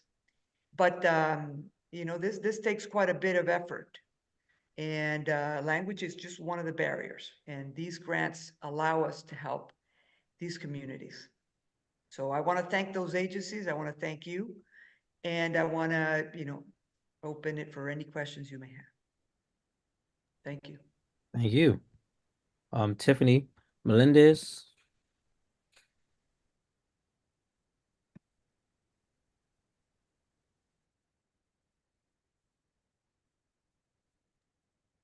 Miss Melendez, are you still here? There we go. Yes. Hello. Good afternoon, Chairman White and other committee members. My name is Tiffany Melendez, and I'm here today representing Mary Center, a grantee of the Office of African Affairs. For the past 5 years, the Social Services Teen Program at Mary Center has been fortunate to not only receive funds, but also support and learning opportunities from this office. We have worked closely with the Mayor's Office on African Affairs and the Office of Latino Affairs to provide the young African and Latinx community in Washington, D.C. for health and programming services. Our community health center has been able to provide teen confidential services to over 2,000 teens. Our family support workers often work with the teens first, but are able to eventually enroll other family members in health services. Through our after-school programs, this grant allows us to continue providing educational support for teens in mainly wards 1, 4, and 5. Although over the years, we have seen students come from all different wards in DC. In May of last year, we celebrated with 35 high school seniors their graduation from schools like Banneker, Roosevelt, Bell, McKinley Tech, and E.O. Haynes. 100% of our students were admitted and are enrolled in colleges or universities or trade schools, with nearly a third of these students receiving scholarships and 4 earning full rides. Our students were able to accomplish so much while adjusting to life after the pandemic and other tragedies still happening around them. But most importantly, while social justice issues continue to take place in their communities. One of these students is Bethel, an Ethiopian student who has participated in our program since her freshman year of high school. She is a bright and extremely student who had grades, the extracurricular activities, and the drive to continue her education. Our youth development workers work closely with Bethel to organize her due dates and college applications list, search for scholarships and internships for the summer. She always said, I work hard to excel in my academic and personal life to make my community and family proud. Bethel was awarded the Quest Bridge Scholarship and is covering her full tuition to Grinnell College, an Ivy League school where she is studying economics. She was also a semifinalist for the Gates Scholarship. It's stories like Bethel's that we share with Washington, D.C., and is full of bright and motivated young people who succeed when they provide the tools they need to do so. I can attest to the success of the program as I once was a teen at the Mary Center Teen Program. I was able to go to college and I'm about to get my bachelor's degree. I can tell you that this funding was crucial in my life as it encouraged and guided me in finding the right college and financial scholarships available to me.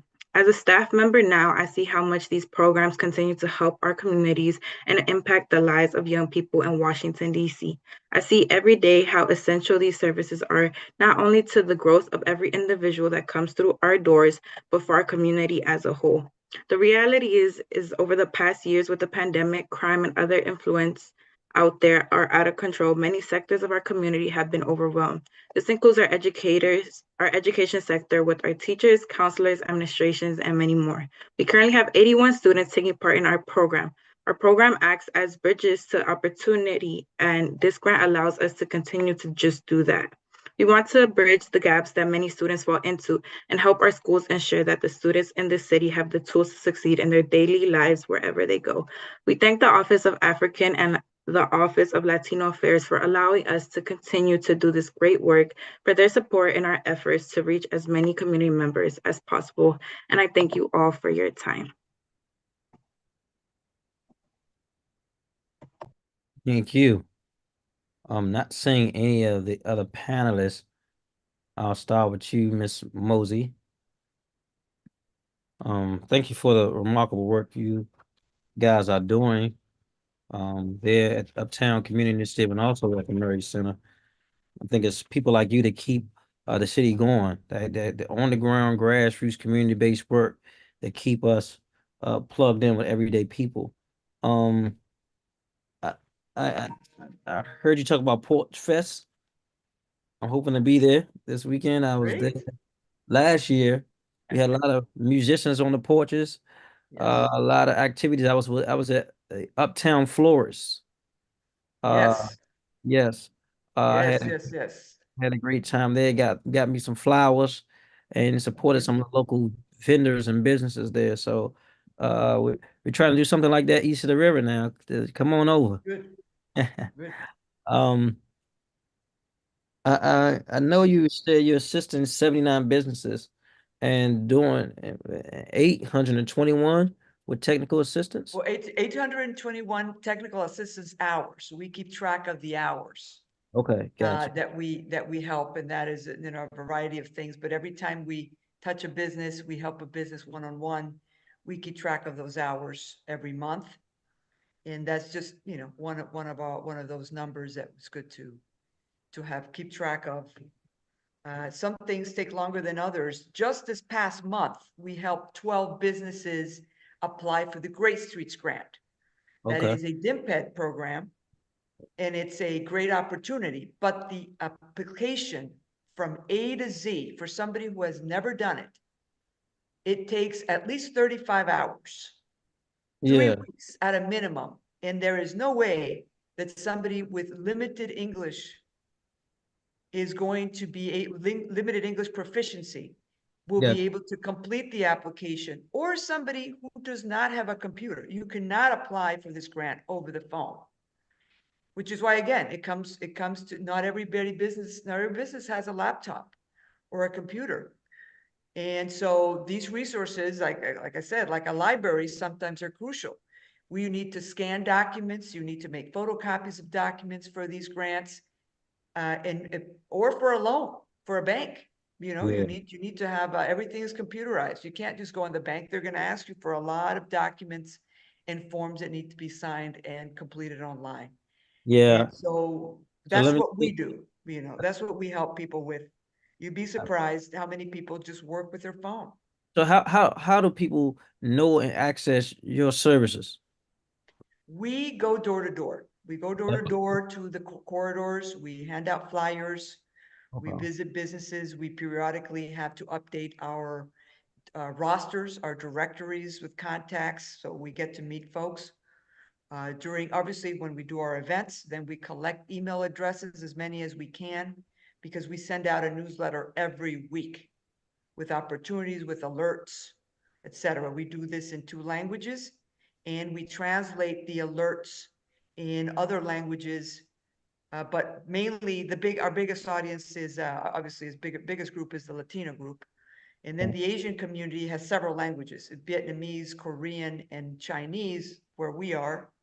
And the African community, sometimes French, though most African or Amharic, right? And so as needed, we use the funding to help translate those documents and distribute those newsletters and alerts. We go old school. We do a lot of texting, mass texting, Okay. phone calls. Yep.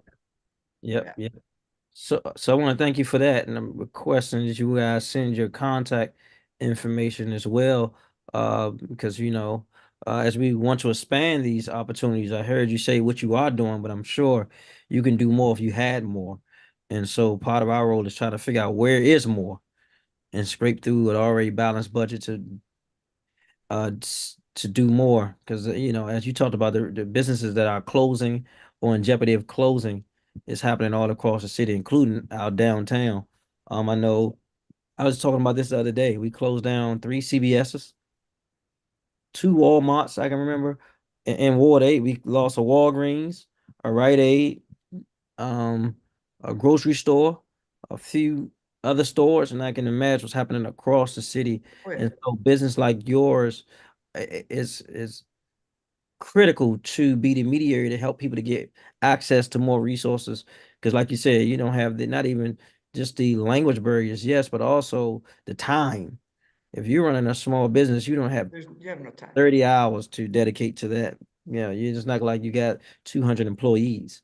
So Exactly. It's just the mom and pop. It's just the kids, perhaps the owners, the business owner, the husband or wife. Sometimes they won't bring another relative in to help. They have absolutely no time to spend 30 hours to write a proposal. And these are wonderful funds from the city.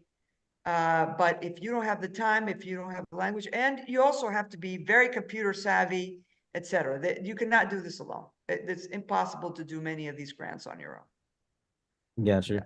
And I'm sending Cal's email in the chat so we can Yeah. get your So Yeah. let me get on the chat. I will put our contact there. And information about our upcoming event, Petworth Porch Fest. This has its own website.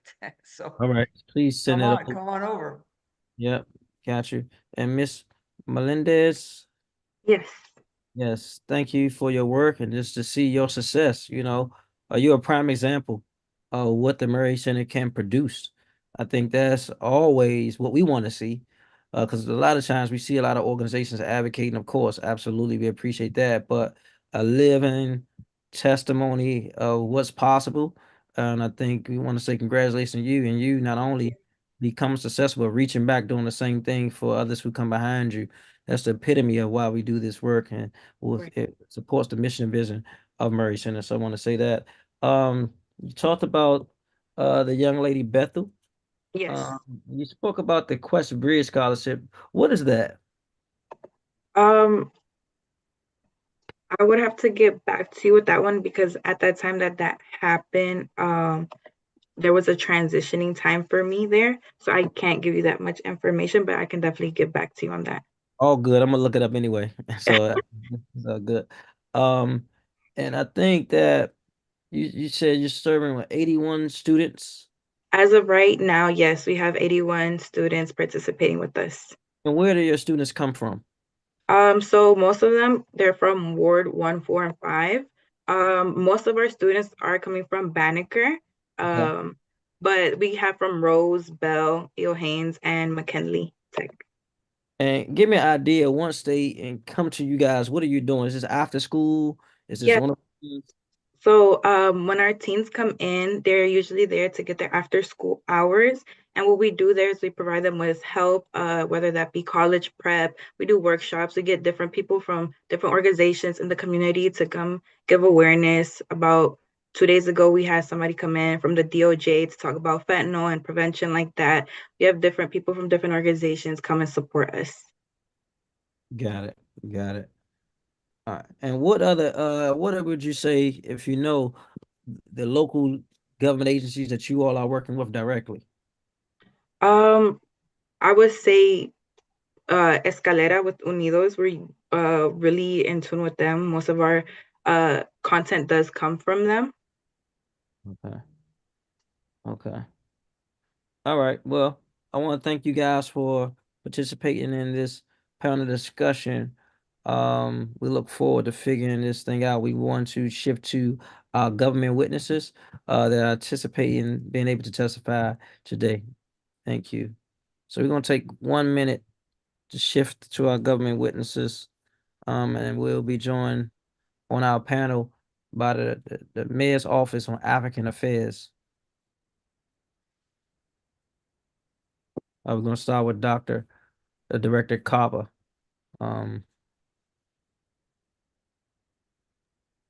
Start with MOAPIA, please. Yeah, you got to put it in the correct order so I can know, because it's just.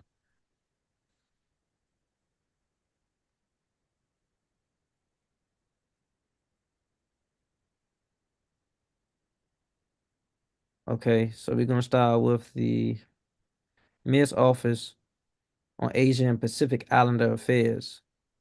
Director Ben de Guzman.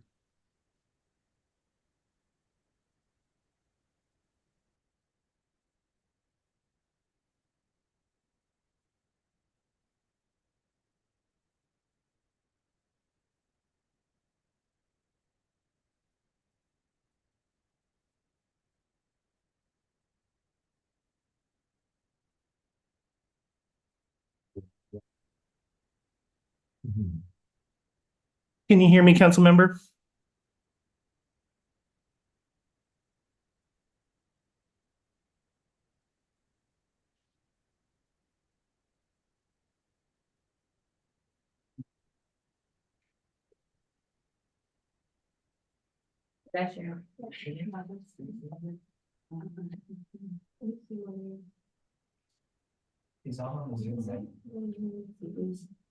All right. Director Ben de Guzman, you can start off with your opening testimony. Yeah, give me a few seconds. Can you hear me, sir? Yes, sir. I can hear you. Do I need to be sworn in? Give me 1 second. I'm moving some things around. Sure.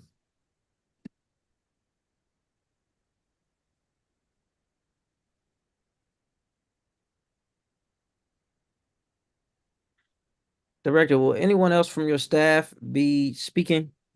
Nope, just me. All right. You're going to start by raising your right hand. Do you swear or affirm under the penalty of perjury the testimony you're about to give to the Committee on Recreation, Library, and Youth Affairs is the truth? I do. All right. There it is. You can start with your opening testimony. Great, thank you, sir. Good afternoon, Chairperson White, members of the Committee on Recreation, Libraries, and Youth Affairs, committee staff, and district residents. My name is Ben de Guzman, and I'm honored to serve as the Director of the Mayor's Office on Asian and Pacific Islander Affairs under the leadership of Mayor Muriel Bowser. And I'm pleased to testify before you today on Mayor Bowser's fiscal year 2025 DC Fair Shot budget plan. Mayor Bowser has proposed a balanced budget for FY25 that invests in areas that affect district residents in many different ways, including significant investments in public safety, affordable housing, infrastructure, and education. These priorities matter to everyone, regardless of their backgrounds, ages, ethnicities, and beliefs from all 8 wards, including those in the Asian American, Native Hawaiian, and Pacific Islander, or AANHPI community. Today, I'm pleased to report that the mayor's budget for MOAPIA demonstrates her leadership and commitment to ensuring that all district residents, including the AANHPI community, have a fair shot at a full recovery from the economic impacts of the pandemic and the ability to continue on the pathway to the middle class. MOAPIA's work is aligned with the mayor's priorities and is dedicated to ensuring the nearly 47,000 AANHPI constituents that we serve have full access to the services and benefits offered by district government. The MOAPIA team brings a range of skills in pursuit of our mission and collectively speaks different languages beyond English, including Chinese, Vietnamese, Korean, Tagalog, Spanish, Arabic, and Tok Pisin, a New Guinea pidgin. As a critical link to the AANHPI community, we work to assure their specific needs, interests, and concerns are reflected in the day-to-day work of the more than 70 agencies that serve DC residents. As we celebrate the passage of the 20th anniversary of the passage of the DC Language Access Act, we are proud to be an agency with one of the highest levels of multilingual capacity anywhere in city government. The AANHPI community continues to increase in the district. According to recent US Census data, the AANHPI community population in the district is 46,959, which is a 24% increase compared to data from the US Census American Community Survey 1-year estimates. With the increase in population, the needs of the AANHPI community continue to evolve. MOAPIA continues to play a critical role in making sure that AANHPI residents and business owners get the resources available to them despite language and cultural barriers. MOAPIA constantly works proactively to promote social support programs such as unemployment benefits and a host of business grants and other programs, Great Street and Robust Retail Grants, as well as social benefits application and renewal and translation requests for key documents. MOAPIA took on 901 cases in FY 2023, including over 700 for limited English proficient constituents. MOAPIA's outreach team reached 2,843 AAPI small-owned businesses in all 8 wards. These events demonstrate MOAPIA's long-lasting and trusting partnerships with the community and commitment to DC values of diversity and inclusion. Additionally, we translated and/or provided quality control for 333 translated documents in Chinese, Vietnamese, and Korean, the 3 Asian languages covered under the Language Access Act that are spoken in the communities that we serve. We've translated 87 documents in FY24 to date. As a key agency supporting and advocating for linguistic and cultural competence across city government, we've reviewed the work of more than 30 agencies and ensured their work is in compliance with the Language Access Act. We continue to have the heaviest burden of language access work with 3 different languages whose speakers we serve. Our FY25 proposed budget is $1,561,521. This will support our programmatic efforts in 2 key areas: outreach, education, and advocacy, and interagency coordination. In FY24, we continue to support Mayor Bowser's administration's core government functions that focus on improving the quality of life for all DC residents and businesses. We'll continue to focus our work on the following areas. 1, public safety, continuing to address issues such as anti-API hate through advocacy, community building, and art and culture.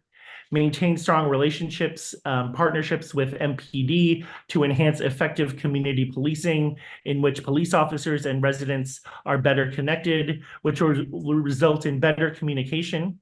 In particular, MOAPIA will request police involvement in various community events, including joint MOAPIA MPD joint outreach efforts targeting AA and HPI concentrated neighborhoods and AA and HPI owned businesses. Speaking of small businesses, small business support. Continue the Small Business Technical Assistance Program to help small AA and HPI business owners take advantage of grant opportunities and resources, especially the facade program and Great Streets to improve their capacity. Education. Reach out to more AA and HPI parents to connect them with useful educational resources they may not yet be familiar with, and strive to increase awareness among AA and HPI parents about the scope of the Language Access Act and other laws relating to language access and equity, and processes for availing themselves of such services. Partner with DC Public Schools to better equip teachers and staff with enhanced cultural competencies to improve their interactions with AA and HPI families, and to make our schools the best place for our students to learn, grow, and get a great education.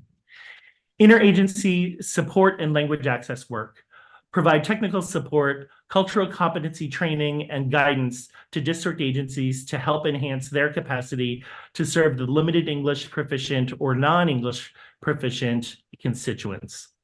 This budget comes to us at an important time in the city for our constituents. The downtown comeback remains a top priority for the mayor, and Chinatown plays a key role in that comeback. Chinatown has developed and changed a lot during the course of MOAPIA's 37-year track record of public service, and has continued to be a focal point of our work since the beginning. As the attention of the entire city turns its attention to Chinatown due to recent events, MOAPIA stands ready to be part of the dialogue to ensure that the future continues to make the neighborhood an increasingly robust hub of AA and HPI culture and community for the district. In closing, I wanted to thank Mayor Bowser for her leadership and for the opportunity to serve in this capacity.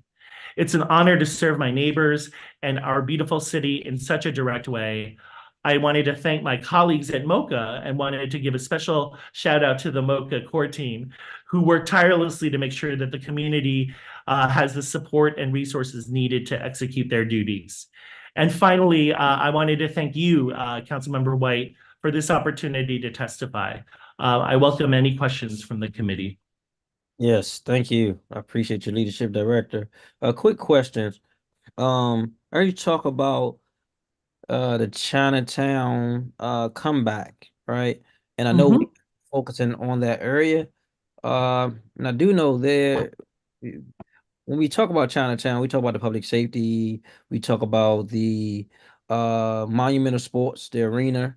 But there, I just want to know from you, have you been seeing and hearing sentiments from local business owner feeling not included? There were several business owners at the council, I say 2 weeks ago. I don't know if you heard about that. That was, creating expressing some sentiments that we are taking care of $1 billion conglomerate like Monumental Sports, but not the local small mom and pop shops. Have you heard that? I mean, we consider it our job to work with all of those mom and pop stores. So from our perspective, those are our constituents, and those are the people that we are making sure that we turn our direction to. So we try to reach as many of them as possible. To the extent that there are business owners who don't feel part of the conversation, it's our job to make sure that they become involved and that they have the opportunity to be engaged. So there are different ways in which we've been increasing opportunities for business owners like those folks to get involved. And I expect that opportunities like that will only increase in the coming months. Give me some ideas of what type of opportunities you are using to increase for those business owners. Well, first thing that comes to mind is the Safe Commercial Corridor Hub that we are part of, that we helped stand up with the mayor in February. So we staff there weekly. We engage businesses from that vantage point, right in the heart of Chinatown. So businesses know that that my office is always there to make sure that we can serve any needs that they might have. And we proactively visit the businesses in Chinatown when we're at the hub. So that's one opportunity. The task force, the Gallery Place Chinatown Task Force that the mayor has convened, has been another opportunity for us to bring together and to solicit feedback and recommendations from the residents and the business owners in the neighborhood. There have been a couple of specific kind of conversations that I've been involved with through the task force. One brought together restaurateurs, which are an important part of Chinatown's kind of business neighborhood, part of the businesses that are in the neighborhood, but also we had a special conversation with other kind of stakeholders in Chinatown. So folks from Luck House, folks from nonprofits that serve the community in Chinatown. So folks that, again, might fall off the radar screen in other people's estimation, but those are the people that we're making sure that we're able to build relationships with and bring them into the conversation. Okay. All right, got that. To the budget. There we've noticed there was a increase, looks like an increase of $297,000 in continuing full-time dash others. Can you provide the context of this transfer and increasing of funding? Can you walk me through that? I'm not sure the full-time / other and budget increase. So compared to the mark, it is essentially allowed us to continue to operate as we've done over previous years. Okay, I'll find the details because I think this is I think your FTEs remain the same. Is that accurate? Of 11? Yep. All right. Yeah, that's why when you said other, yes, full-time / other, that wasn't, I hadn't seen that. So if there's something you can point me to, I'm happy to look into that further for you. Okay. I want to speak to the 6,000 increase in outreach. What did MOAPIA identify as those areas that need to be focused on in increasing outreach? So, I think one of the things that we're looking to do in FY25 is help respond to the question of where do we go from here in terms of Chinatown. I think we are using this budget to think about how best to kind of roll with the punches in terms of, the fate of, part of this budget process has occurred when we were not sure what the status of the teams were going to be, right, with respect to monument sports. So there was built in some degree of flexibility in terms of our work plan, in terms of the different ways in which our budget was set up. So, but I think we have a clearer path forward. And as I said in our testimony, it's really our job to make sure that the sports teams that stay are staying in a neighborhood that is a more robust vision of Chinatown than it used to be. So one that is kind of more responsive to a kind of modern vision of what the Asian American, Native Hawaiian, and Pacific Islander community can be here in the district. Got it. And my previous question was in reference to line 701200C. If you have any staff that can check that, they can give us a better response for what that is. Again, that's 701200C.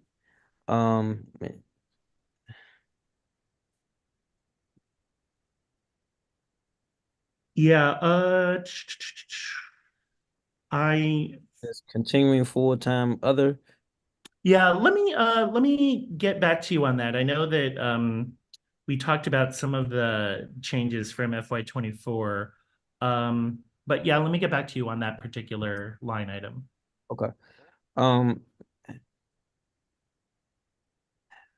How does MOAPIA engage in policy advocacy and influence to address systemic challenges and advance the interests of the API community? If you can walk us through that, because I know you started off your testimony by saying that there's been a 24% increase. And as we move along as a city, want to know just kind of how we are addressing that from the legislative and executive side. Yeah, I mean, I think in terms of policy work, I would say a couple of things. Historically, our agency has been involved with initiatives such as even going back to the 2020 census, when we were the lead agency that helped facilitate the mayor's outreach program, where we disbursed about $1 million worth of funds into the community, into different hard-to-reach communities, so that they were best able to make sure that we had a complete count of all the district residents, so that when we talk about policy, we have the appropriate number of residents, in terms of our data. But even thinking about now, whether it's the issues related to some of the hate crime violence that we've worked on, and how policies regarding public safety or safety in schools are responsive to making sure that our residents are safe and free from hate.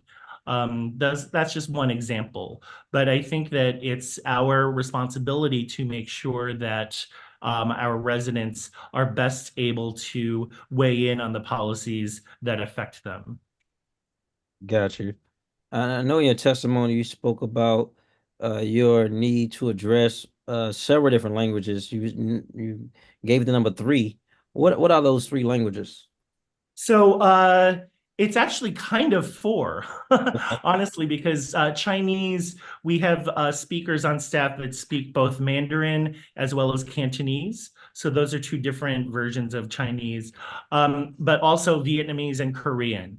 So Chinese, Vietnamese, and Korean are the 3 languages that are mandated by the Language Access Act to have a higher level of service in terms of requiring city agencies to have vital documents translated into those languages. Thank you.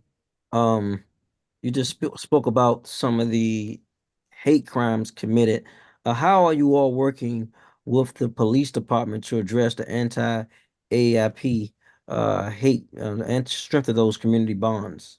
We've continued to work with the MPD with respect to responding to all kinds of crimes, obviously, but in particular, crimes motivated by hate or anti-bias crimes and that sort of thing.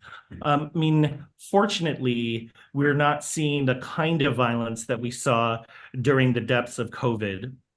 You know, when people were being assaulted in the streets, being blamed for COVID, you know, these horrible things like being called Kung Fu virus or whatever. But, you know, I think that it's kind of morphed a little bit, but I think that unfortunately, what we've seen is that people feel less ashamed about the biases that they hold. And so people are more willing to, you know, act out and, you know, act out on ways that I think they might have held their tongues in previous times. Got you.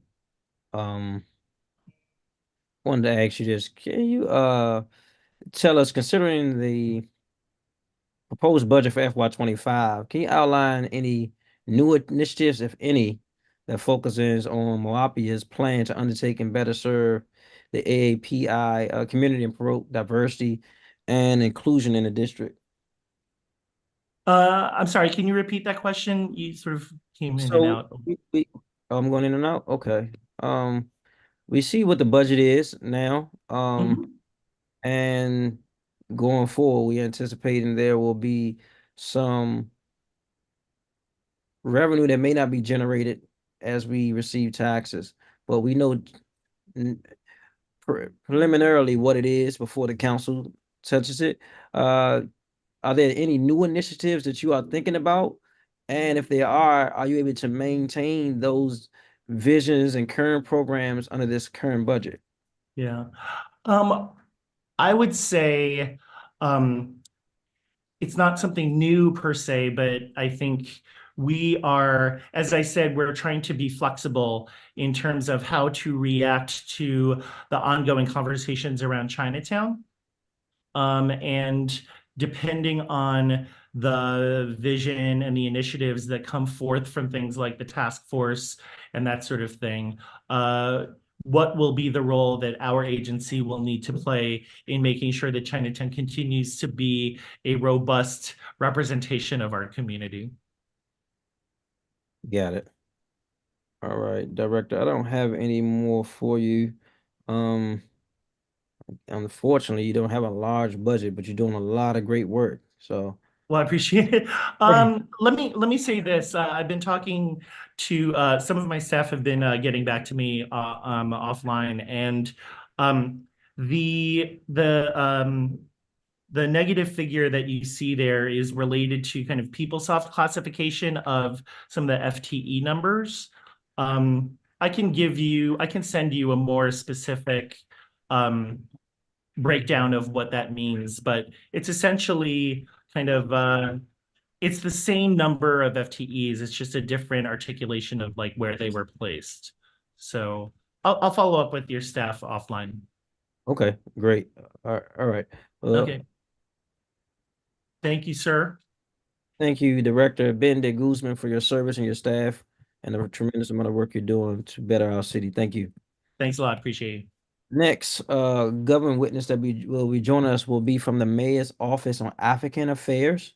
Director Kaba will be joining us momentarily. We have sufficient funding, directors. Director de Guzman, you got to mute your computer.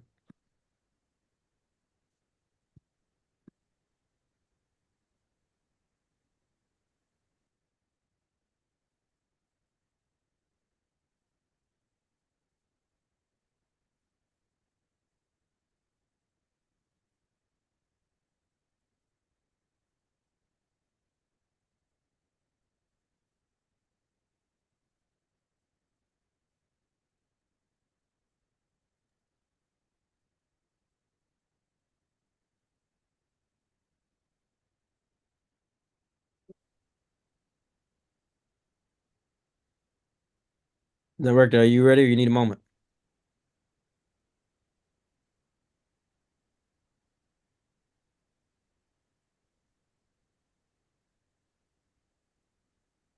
Hello, Director. Oh, Are you ready or you need a moment? hello, council member, can you hear me? Yep, I can hear you perfectly. Are you ready or do you need a moment? I'm ready. Okay. It is the practice of this office to swear in all government witnesses. You can start by raising your right hand. Do you swear or affirm under the penalty of perjury that the testimony you're giving today to the Committee on Recreation, Library, and Youth Affairs is the truth? I do. All right. Thank you. Go right ahead, Director.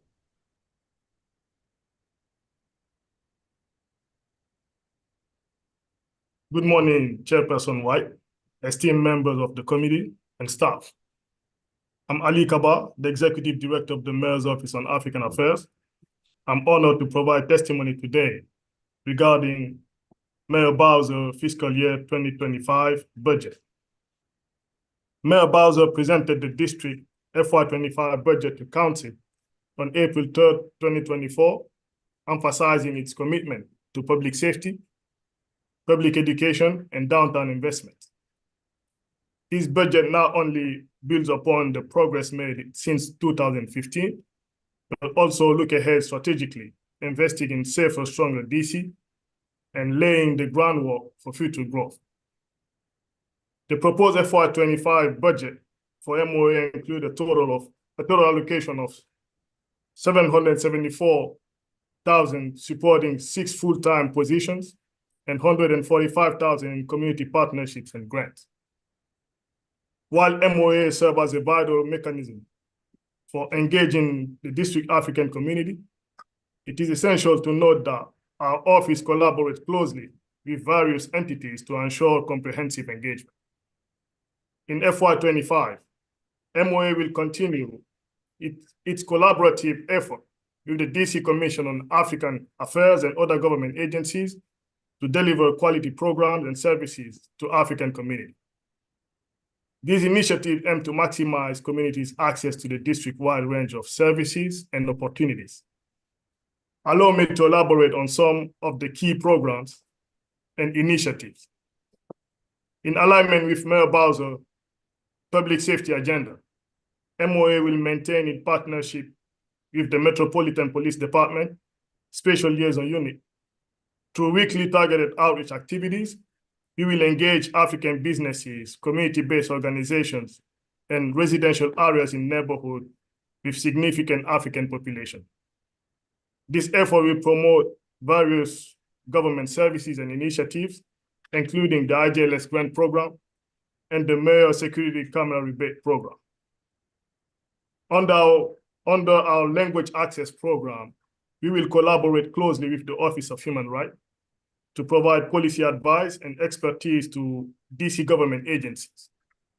This includes supporting the development and monitoring of language action plans in accordance with the Language Access Act of 2004. As part of MOAA capacity building program and in alignment with the DC Combat Plan, we will continue partnering with agencies such as DEMPED, GLCP, DSB, DSLBD, and even DC. This collaboration aims to support local entrepreneurs and small businesses by providing access to resources, technical assistance, and fostering engagement within and beyond district government agencies. The office will assist community organizations in developing and submitting grant applications, allocate funds to African community organizations whose programs provide culturally and linguistically targeted services to African residents and businesses. We'll also provide the necessary monitoring, evaluation, auditing, and reporting on programs funded through our office. MOAA remains dedicated to promoting multiculturalism and civic engagement within the district African community. We will organize and facilitate cultural events and dialogues, including the Africa on the Avenue Festival in Ward 4, the annual DC Community Soccer Tournament, and the 10th anniversary celebration of the Mandela Washington Fellowship for Young African Leaders. Additionally, we will partner with the Office of Clean City for the spring cleanup across all 8 wards and host an African Heritage Month celebration in September. In closing, I want to thank Mayor Bowser for her leadership and for the opportunity to serve in this capacity. MOAA is committed to advancing the interests of the district African community and fostering a more inclusive and vibrant city. We appreciate the opportunity to share our initiative and look forward to continue collaboration with the council. Thank you for your attention, and I welcome any question you may have. Thank you. Thank you, Director. I want to jump right into it. The Mayor's Office on African American Affairs looks like you guys only received a $1,000 decrease in funding. And can you provide a detailed how these funds will, if any, affect programming or the work that you're doing out of your office? No, the change is relatively small, so it shouldn't affect any program we have so far. All right. I heard you talk a little bit about the work you are doing to reach several different populations, doing outreach and engagement, and also collaborating with other government agencies. In fact, there was a person who testified earlier today. I don't remember the name off the top of my head, but was it Miss Mosey? I'm unsure, but Gabriela Mosey. Yes, she included you all as one of the people she collaborated with to help out the business community. What work are you all doing specifically to engage and provide wraparound service, not for residents, yes, and business community? Right. First, we conduct outreach, grassroots outreach, to ensure the different businesses and different areas where we have a concentration of African immigrants know about the government programs available. So we have a main focus on the Georgia Avenue corridor and 9th Street, that we call Little Ethiopia. So that's outreach, making sure information are reaching the business community. We also use our newsletter that reaches over 60,000 residents in the district. And the second part is providing technical assistance. So once we facilitate the interaction between businesses or aspiring entrepreneurs with agencies that can provide funds and services they need, we ensure they have the technical assistance they need and language access support to benefit from the various funds, grants, and opportunities available throughout the district. Thank you. I know you all are doing programming. One is Africa on the Avenue Festival. Can you walk us through what this is and how the impact of this festival? Yes, indeed. First, the festival has two goals. One is to celebrate the presence and participation of African immigrants to the local economy. And the second is to support African hairdressers on Georgia and the Georgia Avenue corridor. That's one of the main focus of this festival.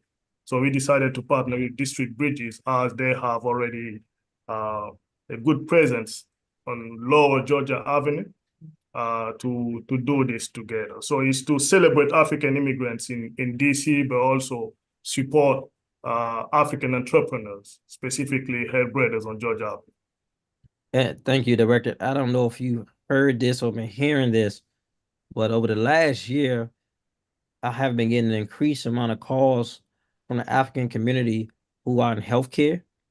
And there is a sentiment that they believe they are under attack by DC government in the healthcare industry. There's a large population that is from Cameroon, and other places. But I've been hearing this ongoing. We've been in several conversations I have and getting to the bottom of the issues with Deputy Mayor Wayne Turnish and some other agencies like DBH and uh, Department of Disability Services. Have you heard this at all? I mean, Mm, can you be more specific? What type of challenge are they facing? Accessing resources or what type of challenges? Specifically, there have been at least 3 organizations that provided some type of healthcare services, some being home health aid services, some being mental health services that services got cut, meaning that uh, there was alleged errors in their reporting. And while they were getting the letter to correct whatever the infraction was in services and or billing, their clients was taken from their agency and dispersed to other agencies. And so they since then, I guess by the time I got with other, they have been going through a legal battle, trying to get money owed from previous services that had nothing to do with what the alleged infractions was. And so some of them have went out of business already, and there are others who are saying they are feeling the same types of pressure. One instance that one got an infraction because the business had its employee had staff listed as contractors and not employees. And they say they've been in business doing this for over 20 years, so they don't know what the new change when the new change happened, but that caused them to uh go into a legal battle with the government. And so it's a few of those recurring things that they think happening, and they feel like our government is targeting specifically African businesses. So we since you haven't heard about it, and my office have a strong presence in the community. Cameroon is Francophone African community, and we conduct bi-weekly grassroots outreach, and we know the leaders in the Cameroon African community, Elizabeth Hendo from the Nigerian Center for Culture and Education being one of them. But we haven't heard about this. I'll ask my team if they have, Elila. No. So, but we will be happy to be connected to them. So And okay, great. And so I am hosting, we're putting together a healthcare symposium, because we have some of the highest health disparities per capita in the country, east of the Anacostia River. And the reason why they have come to me because a lot of their clients are Ward 7 and 8 residents. And so we will be outside of that, we will be having a healthcare symposium. I would like for you to be there. We'll send you an invite. Hopefully you can join us. And maybe, do an opening, some kind words of who you are and the agency, what you all do. That'd be helpful. So that's that. please do. We'll be happy to join. Great. I wanted to ask you this: what strategies does your office employ to ensure that programs and events are accessible and inclusive to all members of the African community and abroad? Well, the first challenge our community face in accessing resources or information is language access. So first thing is translating information, vital information provided by the government in the different languages spoken by our community members, which is French, Amharic, and Arabic mentioned under the law. Then we use the whole government communication infrastructure, which is newsletter. Again, all agencies under the MOCCA cluster send out monthly newsletter, bi-weekly newsletter. We also use that. We use community leaders, including our grantees, to share information. Grantees, the Commission on African Affairs, but we also conduct grassroots outreach.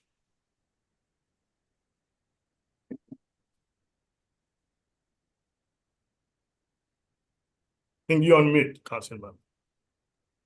Thank you.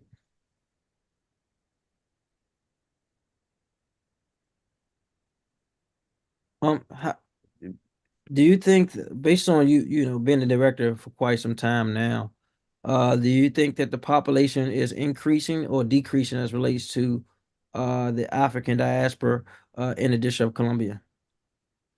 Yeah, the population has increased. Our last data is from 2016. I know the African population in the district, especially the Ethiopian population, went from has more than doubled. And the African population went from 10,000 in 2000 to over 15,000 in 2016. Those are the last data we have. So the population has definitely increased. Got it. All right, Director. I don't have anything else at the moment. I want to thank you for being very responsive to the questionnaires that we sent. We'll be sure to share that with our committee members and any other council members that desire to see the questionnaires sent and responses. Thank you, Director Akaba. We look forward to following up with you about our health care symposium east of the Anacostia River. Thank you very much. Have a great day. You too. Now we'll be joined by the Office of African. I'm sorry.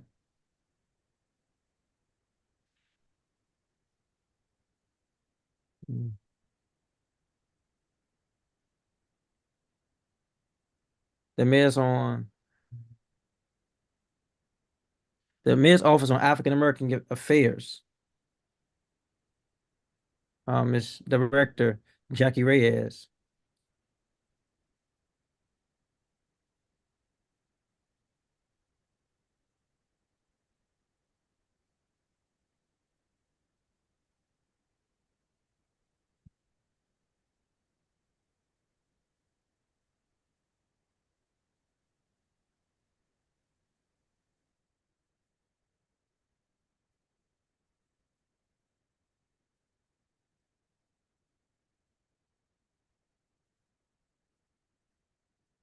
Okay, we'll go to the next panelist, and hope to jump back there.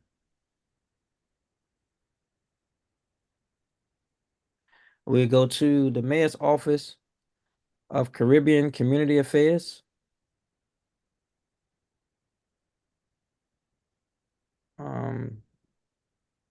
Director Natalie Snyder.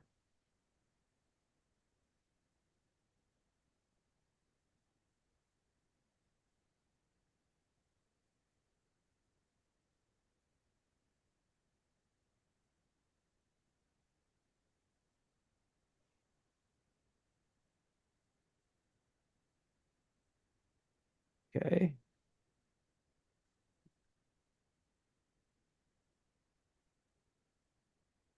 Thank you. I read the note. She's coming right in. Thank you guys for your patience.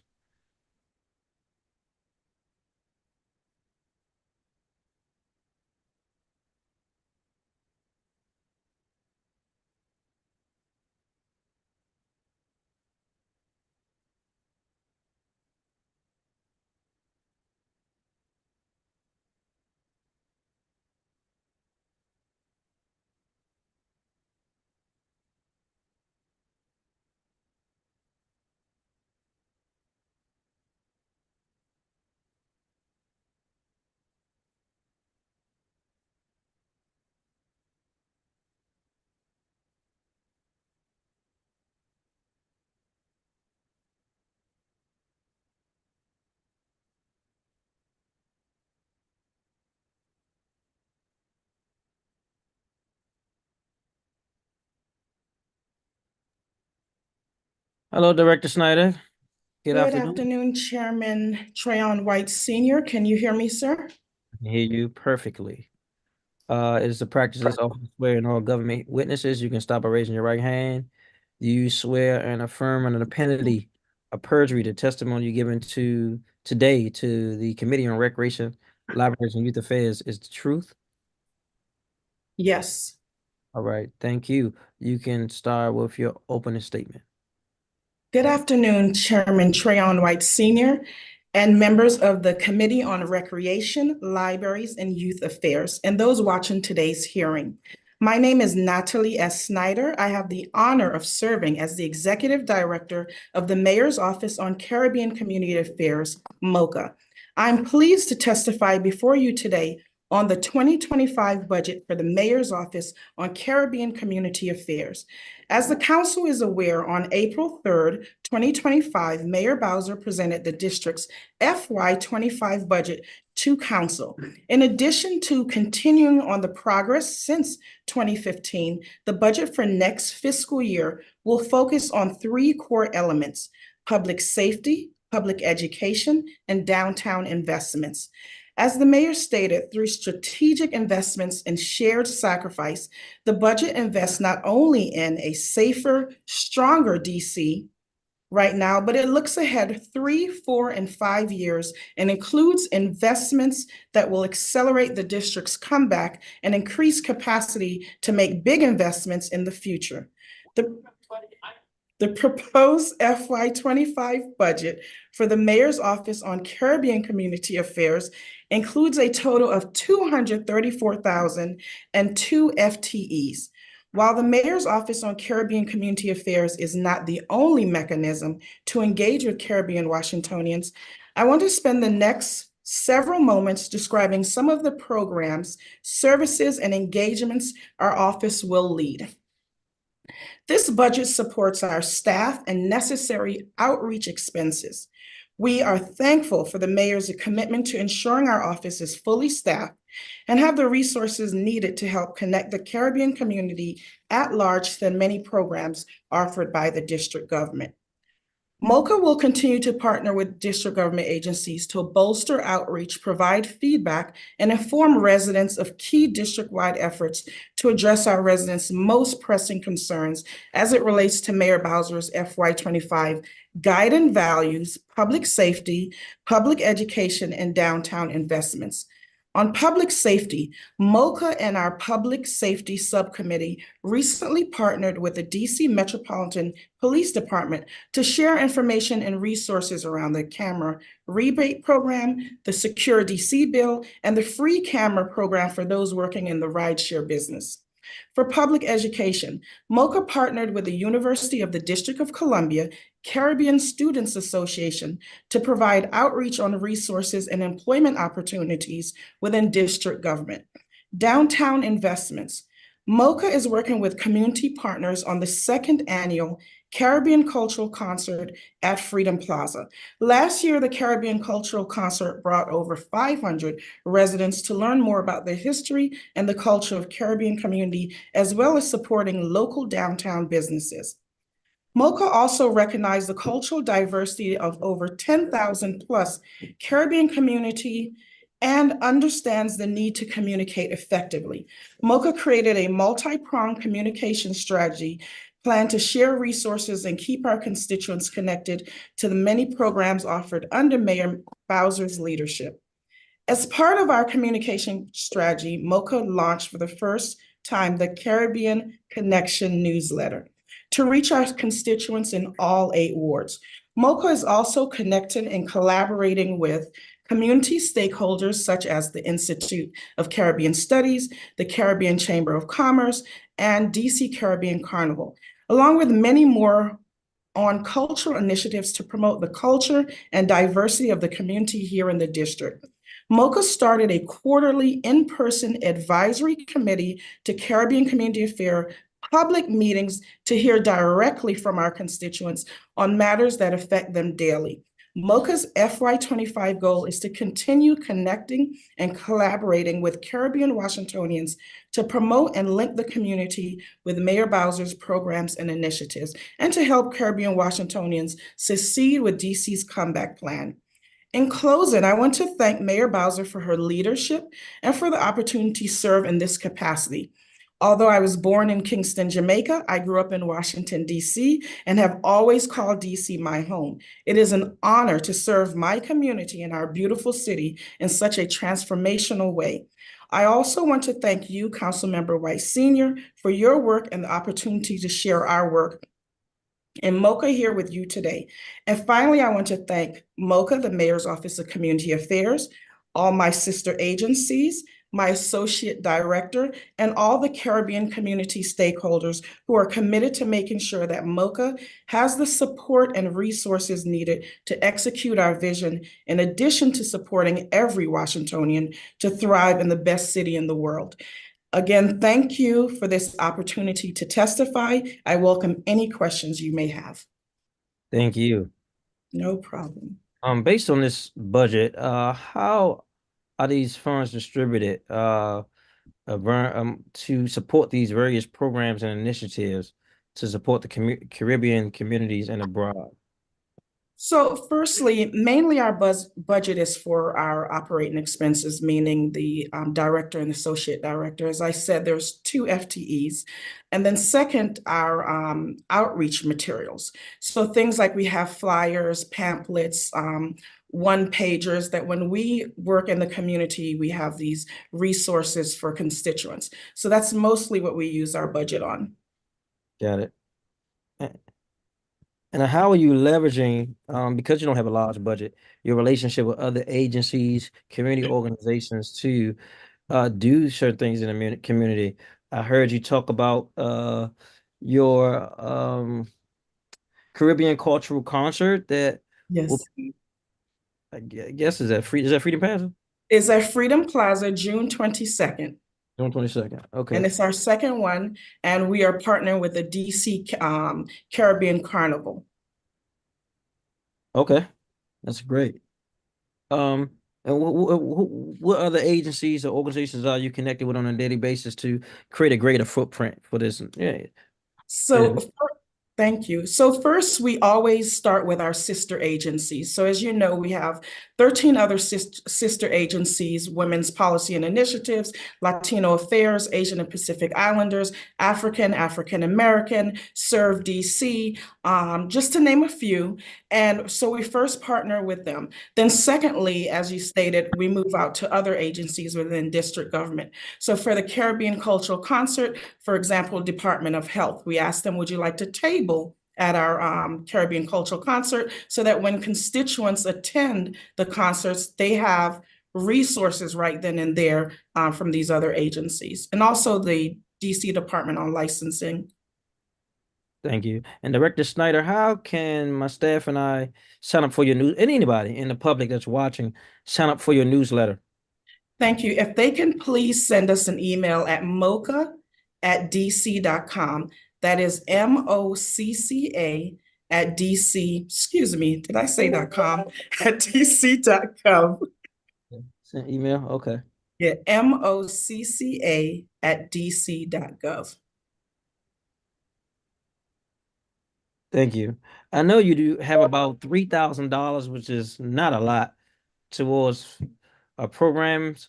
How do you plan on using this $3,000 towards programs or other initiatives? So as you know, our office is almost 2 years old in June. So when we started in June 2022, we had 0 constituents as far as how we were doing outreach. Now we have, I'd like to say we have at least roughly about 25 constituents that contact us per month. And what we're using some of that funds to do is to make sure we increase the amount of outreach materials we get to our constituents. So that's what that extra padding does for us. It allows us to connect with more constituents. And what would you say, based on the number, how many constituents are you able to reach with this budget?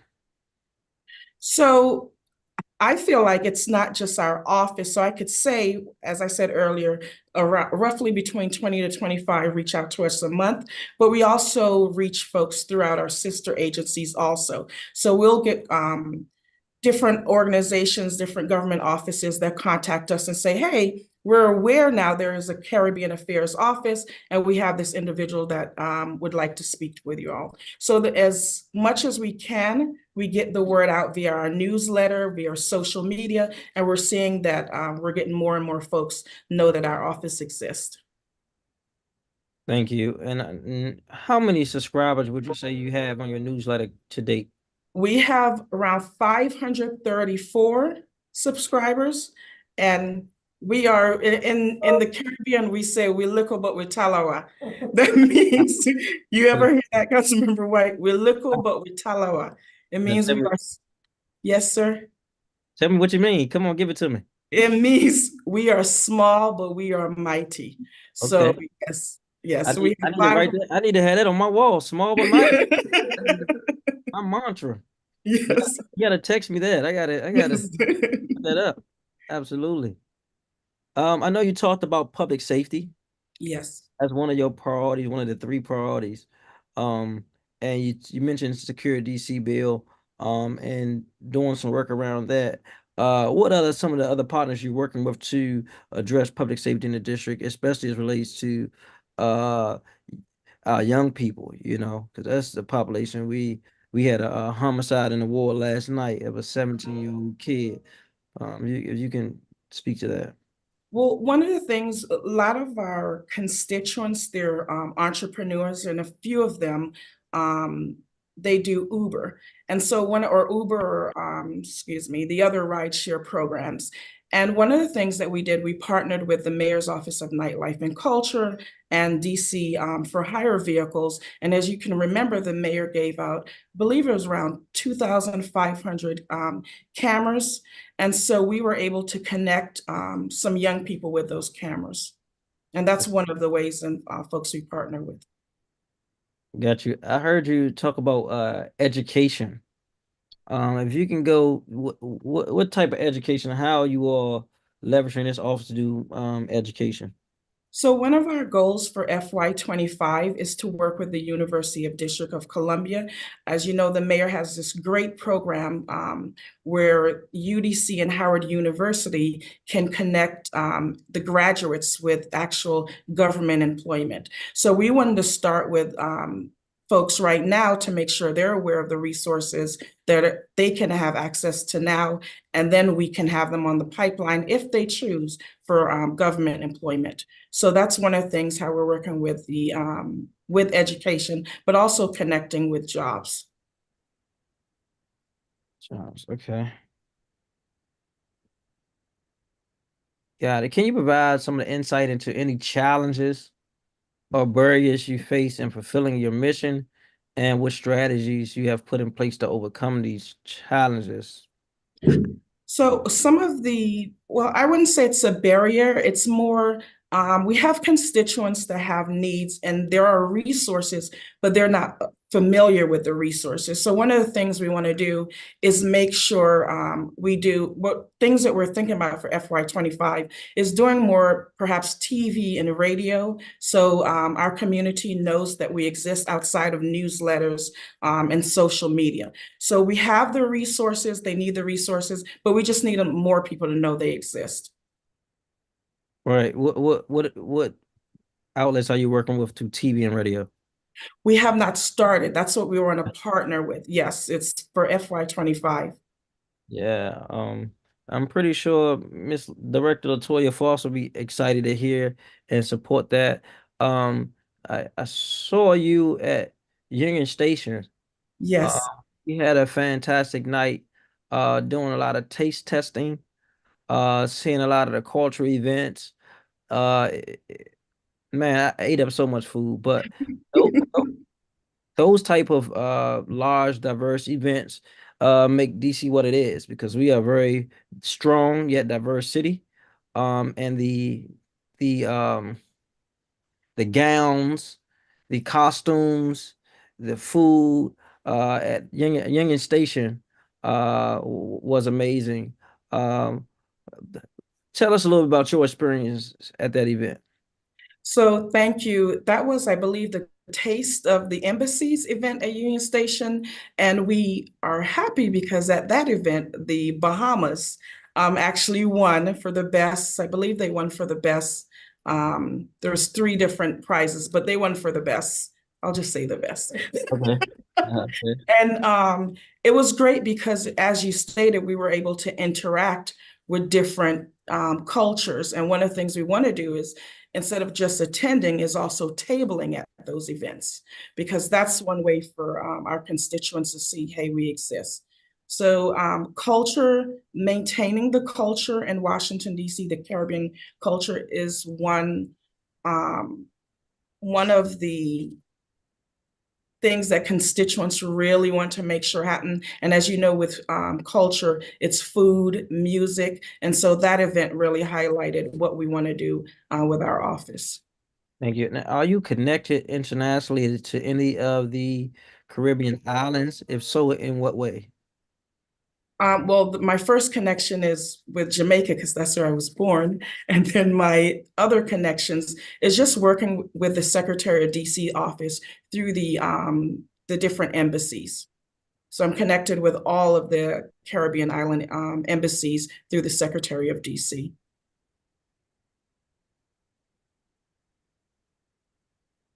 Thank you. All right. Thank you, Director, for your testimony and your responses today. We look forward to working with you to help grow this organization and agency to reach its potential. Thank you.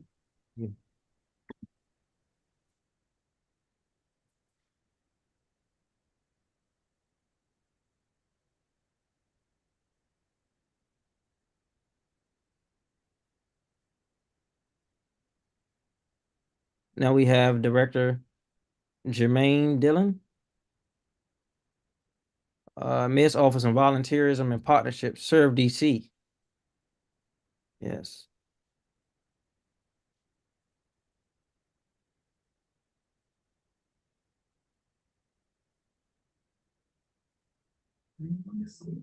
Yeah, I was in class last week. Okay, we're live on this end. Hold on one second. There we are. I love it. Hello, Councilmember, can you hear me? Yeah, we were looking for you. So I am, as you know, I am the Director of Community Affairs, but I have a guest director who is filling in as an African-American director, our first leader at Serve DC, who has stepped in for a new director who has been promoted at the mayor's office on talent. And so we know that Rivera Bond is no longer with us, but we're looking right now for another director. And Director Lon Jermaine is fitting in as a guest director for the Mayor's Office on African American Affairs. Can get this information to my office. It'll be helpful for us to try to track this. I know there's so many moving pieces right now, so that'll be helpful. But all right, good, and congratulations. I can't see who that is. Let me see. Delon. Yeah. So.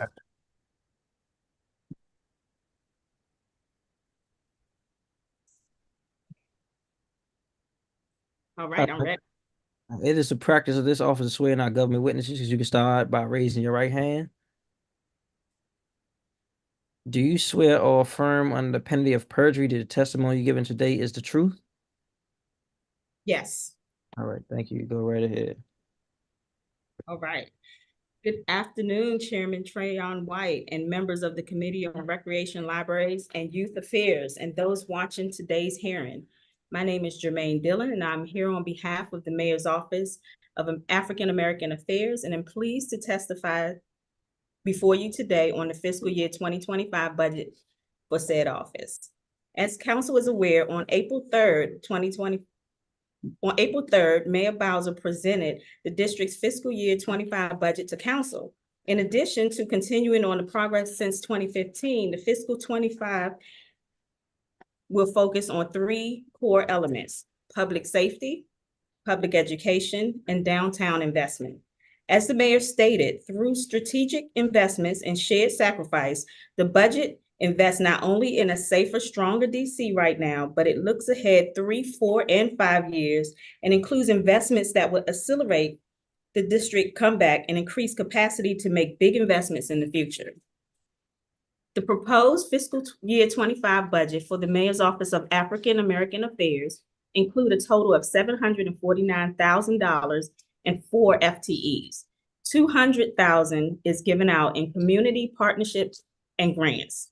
While the Mayor's Office of African American Affairs is not the only mechanism to engage the African American community, I want to spend the next several moments describing some of the program services and engagements our office will lead, touching specifically on Mayor Bowser's priorities on public safety, education, and downtown development. As far as public safety, MOAA, as they call it, partners with Deputy Mayor Office of Public Safety and Justice to develop cultural, relevant, and sensitive programming and engagements. In fiscal year 24, MOAA partnered with community organizations like the Alliance for Concerned Men to provide programs and services to resolve youth violence and provide mediation. In fiscal year 25, MOAA will continue to invest in intervention programs and youth services to better our community and provide youth positive outlets to grow and succeed. As far as education, in fiscal year 24, MOAA made a conscious effort to invest in programs that affect the overall community. Examples of these diverse partners like Bite Back, which provide training and programs to increase digital skill sets for the African American community, and College Bound Inc., which aim to improve students' retention and pathways to degrees. In fiscal year 25, MOAA will continue to invest in the educational partners to better improve people's lives and provide all residents the fair shot. As far as downtown development, MOAA partners with the Office of Deputy Mayor for Planning and Economic Development, the Mayor's Office of Nightlife and Culture, and others within its cluster to amplify and assist Black-owned businesses in the district. MOAA also partners with the DMV Black Restaurant Week to promote Black-owned restaurants and increase cultural awareness on diversity of food in the community. MOAA will continue to connect African American residents and organizations with relevant resources such as grants, capital, and other opportunities available through local means. We will continue to engage the district's African American community through our Commission on Father, Men, and Boys and Commission on African American Affairs. In fiscal year 25, with the funds allocated to us, we will continue to focus on programs to improve the lives of African American community. The proposed budget is sufficient to enable us to promote our efforts through social media, newsletters, our website, and through our public meetings. All events and efforts will focus on educating African American residents about the vast resources DC has to offer, as well as informing residents of mayoral events, legislation, initiatives, and programs critical to success of African Americans in the district. Promotion events also foster a feeling of togetherness and belonging and advance the historic, current, and distinctive African American cultures in the district. Thank you for the opportunity to testify. I look forward to answering any questions from the committee. Thank you. I just want to say this on the offset. I think that the African Americans in this city are facing some difficult times ahead. We see that a lot of the safety nets for education are in jeopardy, for housing are in jeopardy, public safety as well, all around. So there's a growing concern about the stability of African Americans in Washington, D.C. In fact, based on the last census, we've lost 20,000 African Americans in DC in the last 10 years. And so, and if we look at the wealth gaps, we have the highest wealth gap in Washington, D.C. in the country, in our city. And so part of our role and responsibility is to create vehicles to help close those gaps through a quality education, equity in healthcare, not just jobs, but also careers, um, business ownership, but also home ownership. And we have to be laser focused on that. And I know that this office can't do all of that, but more so interested how you all plan to coordinate with the local government, federal government, and our local community to close some of these gaps in the African American community. Yes, and I also will pitch in, Chairman, because I have the oversight of all of the 14 constituency. And until that's why we're looking furiously to look for a director who's gonna lead that, but we are the soft touch and we're a consultative agency to the mayors. And as you know, and you're very aware of, the mayor has already the task force, like the home ownership, and the mayor's office on community affairs is very committed to all of our 14 constituency, especially the African American community. And like you said, and we are laser focused, like the mayor has stated, in all of our initiatives. Like we still Chocolate City. And even though I was not born here, but I was here when I was 11 years old. And your predecessor and your mentor, Marion Burry, used to tell me, Jackie, you're not Black. But I am Black because I grew up here in Chocolate City. I'm still very committed to the forest, to keeping the city Chocolate City. So the mayor stated we have task force every time, and the 14 of directors that we have, we are diligent in making sure that education is in the front part of our efforts on initiatives on getting African Americans into our front lines through our initiatives, through our reporting offices. Thank you for that. And I do want to note that we have to be laser focused when we talk about different initiatives, especially around housing, because we know that a lot of African Americans who try to go through HPAP, put their notice in to leave their apartments, got to the finish line and was not able to cross over. Some made it something different, left them in a worse state than before, So we want to make sure that we are doing all we can to close those gaps and get people their financing as promised in these initiatives across the finish line. I did want to ask, because one of the recurring things in your opening testimony is around public safety. If someone can give me some more information on how this office will be addressing or supporting public safety throughout the district. Yes, council member. So we have a lot of initiative like the one's office, and I know that we have also like the piece, the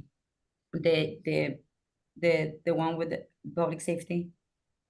Office of Justice and Gun Violence. Office of Justice that we have, I know that the summer is coming, and we have our sister agencies that were very the Alliance of Concerned Men.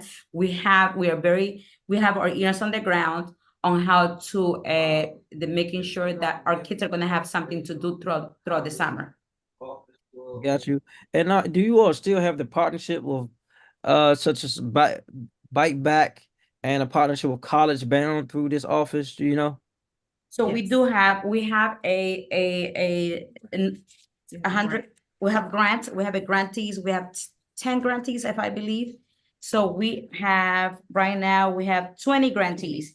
20 grantees throughout serving in Ward 7 and Ward 8. And we can give you the list of the nonprofits that we're working with, council member. Yeah, absolutely. Please do. And walk me through the process of where these grants are available, how do they apply? If you can walk us through that, that'd be helpful. Yes. So grants are going to be available coming soon, but they can go into our website to the community affairs dc.gov. And we can make you the link available to you, council member. And we are about to release our council the fiscal year 25. You are muted. How much is that in total? It's $200,000, but all of the community affairs offices is $6 million. And there's other agencies included, correct? Exactly. Gotcha. And also hearing about making downtown investments. And you can speak to that. Yes, like we have partnered with the Black Restaurant Week to promote Black-owned restaurants and also to increase cultural awareness and diversity of foods in the community. So we are, as the director stated in the testimony, we are partnering with the nightlife and culture, our sister office that we are also tapping in, so everybody has access to grants as available. Okay. Okay. All right. Well, I know you all going through a transition phase, and so I want to thank you guys for joining us today. There has been a number of questions, but we will send it in and get a response. And where are we with solidifying these changes in these agencies, if you know? All right, what changes, council member? Onto choosing the director? Yeah. It's posted. It has been posted. We have already candidates, and we're in the process of making the selection, and we'll be in the upcoming weeks.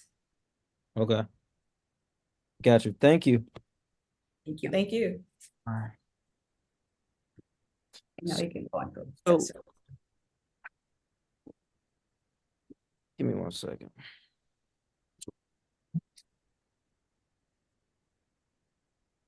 So, Director Dillon. Yes. Because we're going to jump right into Serve DC. Okay. The Mayor's Office on Volunteerism and Partnerships, also known as Serve DC. Yep. And since you're already sworn in, we don't have to do that again. I did want to ask about AmeriCorps services. Yes.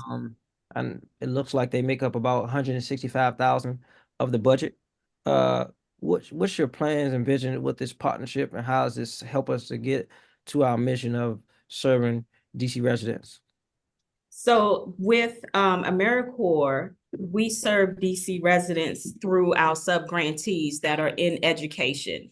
Most of them you will find in the schools like Jumpstart, Teens Run, Literacy Lab. These are all educational programs.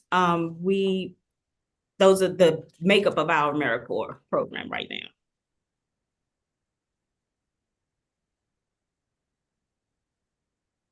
Uh-oh, you're muted, I think. Thank you. I don't know what's going on with me today. Must be getting close to Friday. So I know at the performance oversight hearing, we heard from a number of representatives from Serve DC about the work they're doing in the schools. Yes. How are you supportive of that work, and even if you can speak to the work outside the schools? Yeah, so with the work inside the school, what we do is we monitor our grantees. We have a process where they give us updates. We also do site visits to ensure that they are doing the things that are a part of their grant agreement. That is how they are targeting in the schools. Yeah. Outside of schools, as far as students, Serve DC does a lot with the students as far as their community service hours, making sure that they have those in a lot of the schools. And we touch mostly Ward 8 so far. We're expanding, throughout the city, but mostly we've done a lot of work with Ballou High School. Okay, how does the reduction of the 113,000 in outreach initiatives affect the ability of nonprofits to stay informed about grant services? It doesn't affect it for us because we are able to continue our capacity learning programs.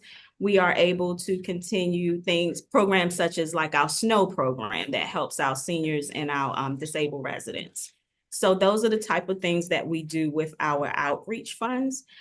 We do, as you said, have AmeriCorps funding that helps with those sub-grantees, and that is how we are the pass-through for them, and we make sure that they are doing the things that they're supposed to do according to their grants. All right, and I see there's another cut for partnerships and grants of 50,000. Does this hinder the work in continue the great work you all do through your partnerships with the nonprofit community? It does not. It doesn't. And I know you all collect funds through will serve as the intermediary for collecting funds. Can you walk the committee through that process? Yes, definitely. So we do donation agreements for all DC agencies. So what we are doing is making sure that the agreements are in place, they are legally bound, and that they are put into the system in the way that they are. So say that you were sending $50 to us for DC public schools, we would make sure that it get to DC public schools through that donation agreement. Got it. And how much of that have you done this year in dollar amount? This year we have done, give me one moment so I can pull it up.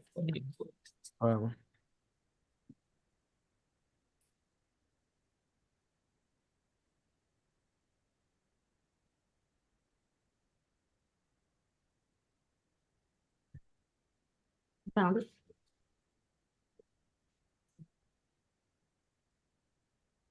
There we go.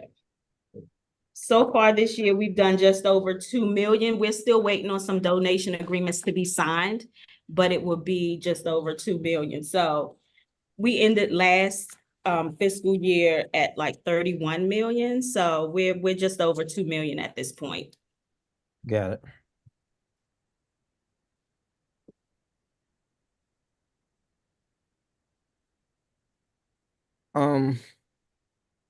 In terms of public safety initiatives, how has Serve DC engaging residents and the community on emergency preparedness efforts, especially through the programs such as the Community Emergency Response Team, better known as CERT, and the Summer Youth Emergency Preparedness Academy? Yes, so with our CERT program, we are just over about 218 residents that are certified, and we have so many more that are interested. We do our CERT courses per season because, it takes about 2 weeks to get through the course. So we open it up to all residents. We also work through Flores Center, which also has a program and allows us to have a bigger capacity as far as a class size, because, you have to have that teacher to student ratio, and it allows us to have that opportunity.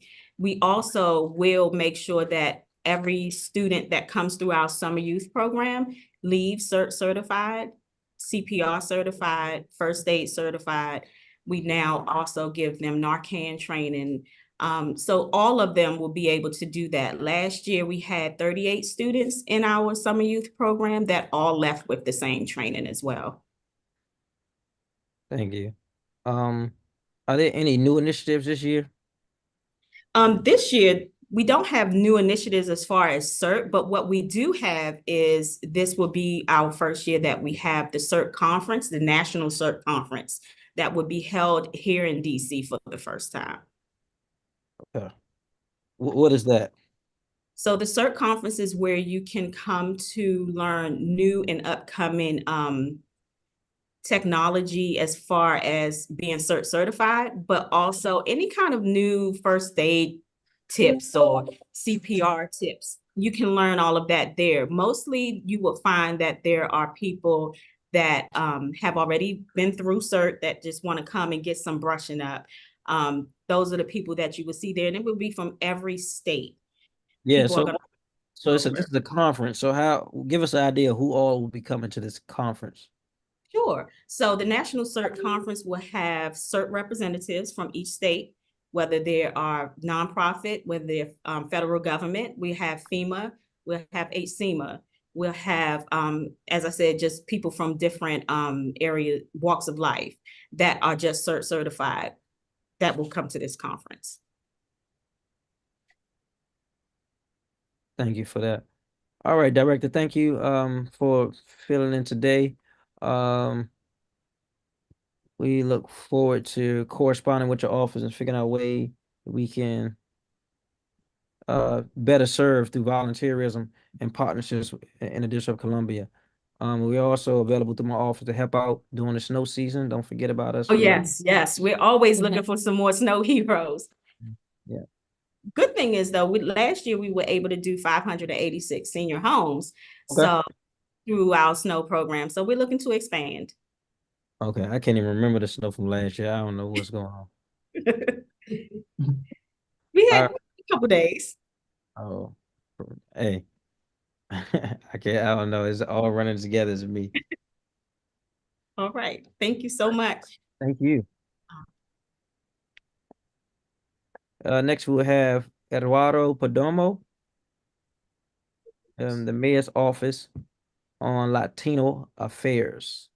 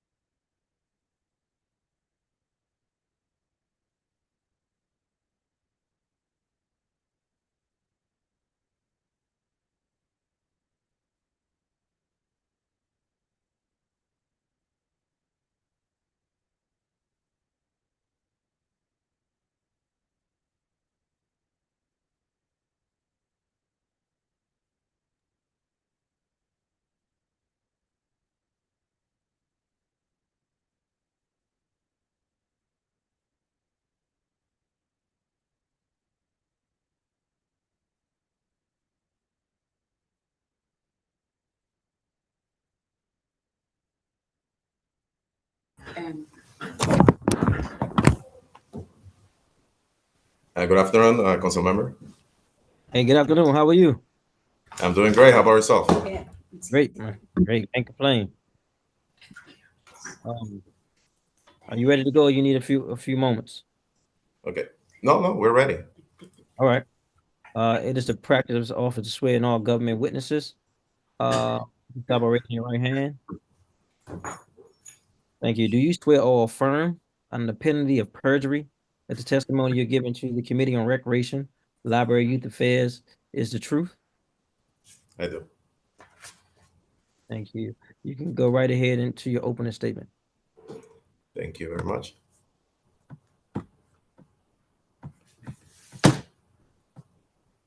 Good afternoon, Chairman Trevor White and members of the Committee on Recreation, Libraries, and Youth Affairs, and those watching today's hearing. My name is Eduardo Perdomo, and I have the honor of serving as the Director of Mayor's Maureen Bowser's Office on Latino Affairs. And I'm pleased to testify today on the fiscal year 2025 budget for MOLA. As the Council is aware, on April 3rd, 2025, Mayor Bowser presented the District FY25 budget to the Council.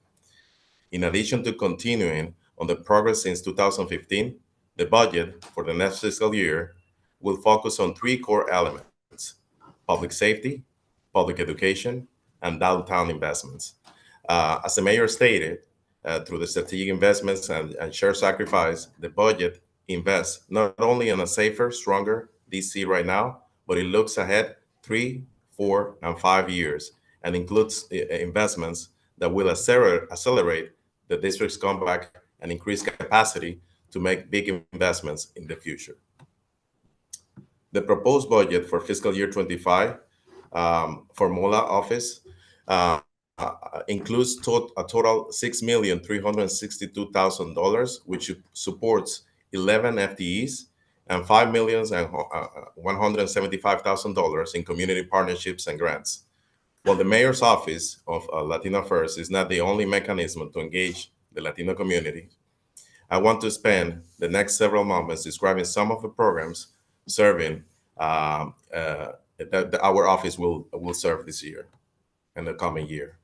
Through the fiscal year 25 first shot budget, MOLA will further mayor initiatives and help address the needs of DC Latinos via structured programmatic activities with a focus on three main areas: public safety, education, and business growth.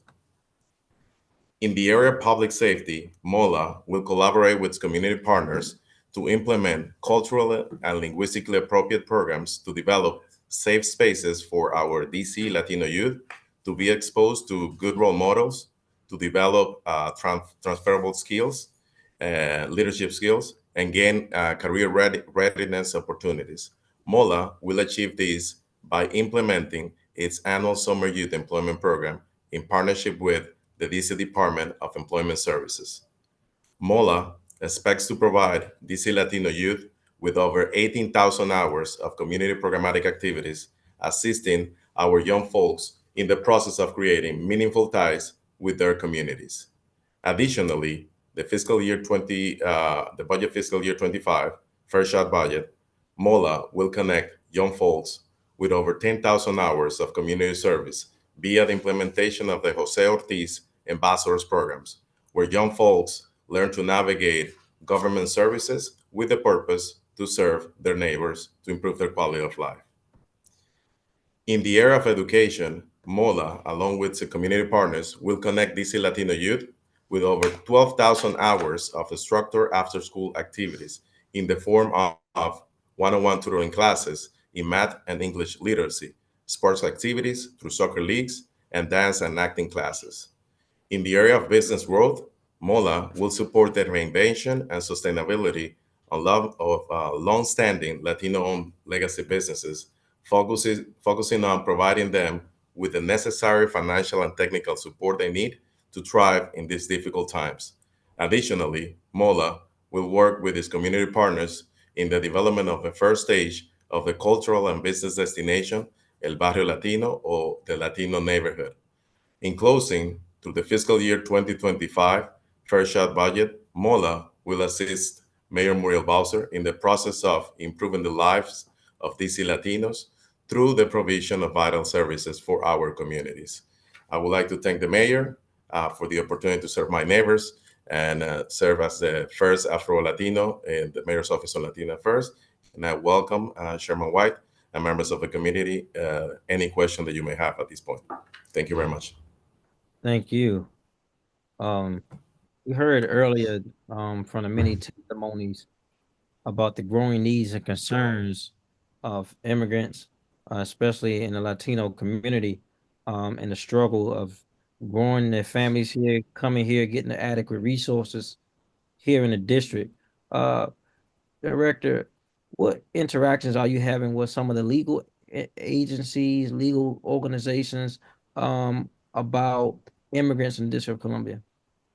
So fortunately for us, the Washington, D.C. is a sanctuary city. The mayor declared the city in November 2015, sanctuary city. And along with that, she created the Immigrant Justice Legal Services Grant back then with $400,000. And nowadays it's $3.5 million to serve immigrants communities from every part of the world to gain access to free legal advice and legal representation.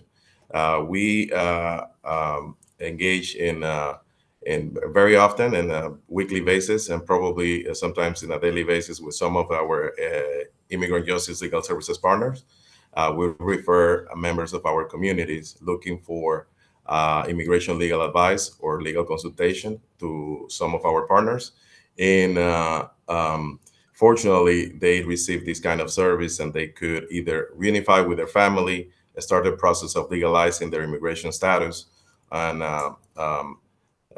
it's a one of its kind program in the entire nation. Got it. Thank you. I want to ask you about this $11,000 decrease in language access activity. Having access to equitable language services, especially for families which English is not their first language, is critical. And also this will result in a burden on staff, for those who have to pick up the slack of the growing Hispanic community in the district. How do you see yourself adjusting to that during this upcoming budget cycle? So fortunately for us, the mayor increased the budget of the office by 0.6%. And with that funding, we're able to satisfy the demand of our communities. In terms of the language access aspect, we do have an individual at the office that is serving and supporting DC government agencies in making sure that any vital documents are translated into Spanish. We also provide support in terms of live interpretation services and connect people with the language access line. Also, DC government has a contract with several vendors that provide translation services and interpretation services. So in that regard, through the Office on Latino Affairs, we're capable of handling the demand that we currently have and to satisfy the needs of our community. Great. You did not have a large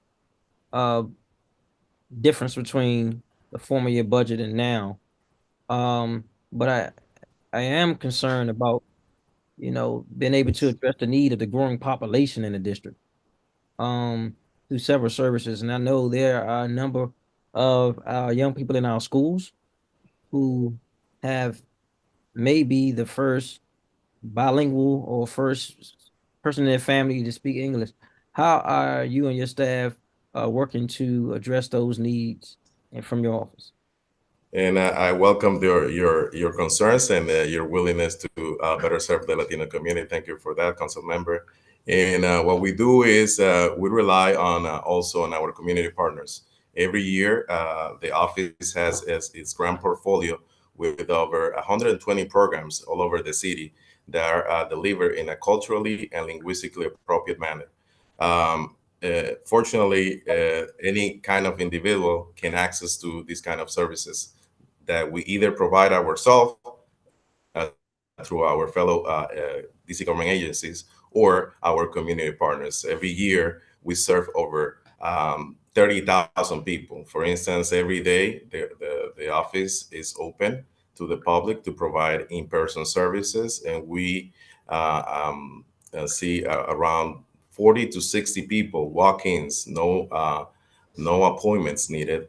And we connect them with several services from health insurance to emergency rental assistance, financial support, to lawyers, to workforce development opportunities or trainings, job opportunities. So in conclusion, we rely on our robust network of community-based organizations, as you were able to see. Some of them testified today. And we're lucky to have them as partners. Thank you. You said it's 30,000 people. What system and how are you tracking the interactions with these constituents? So it's over that. For instance, we do quarterly reports with our community partners, and then they rely their information, self-attest the interactions that we have through the programs financially supported by the Mayor's Office on Latino Affairs. And we also have direct services and interactions with our constituents that we keep track and attendance list or surveys that we ask people to fill. For instance, every individual that comes to the Mayor's Office looking for services, we have an intake form in which we keep track of the service that was provided, the individual who provided the service, and the type of and if they were referred to another community-based organizations or DC government agency. So we have like several ways of tracking our interactions with our constituents. How many staff do you currently have? We have 11 FTEs and currently 6 at the office.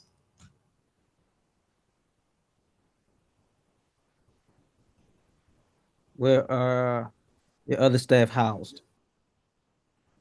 No, I mean, in total right now, hired six people in our staff. And then we're actively and proactively looking into the hiring process with our sister agency, MOAA, into hiring the best talent out there.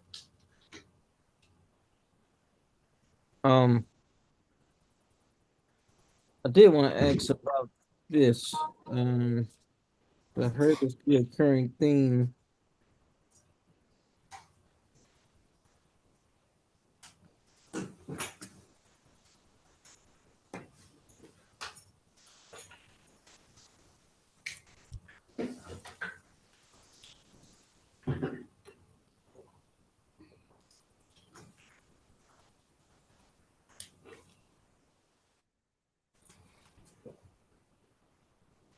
What heard the reoccurring theme for the need for more money for IJLS.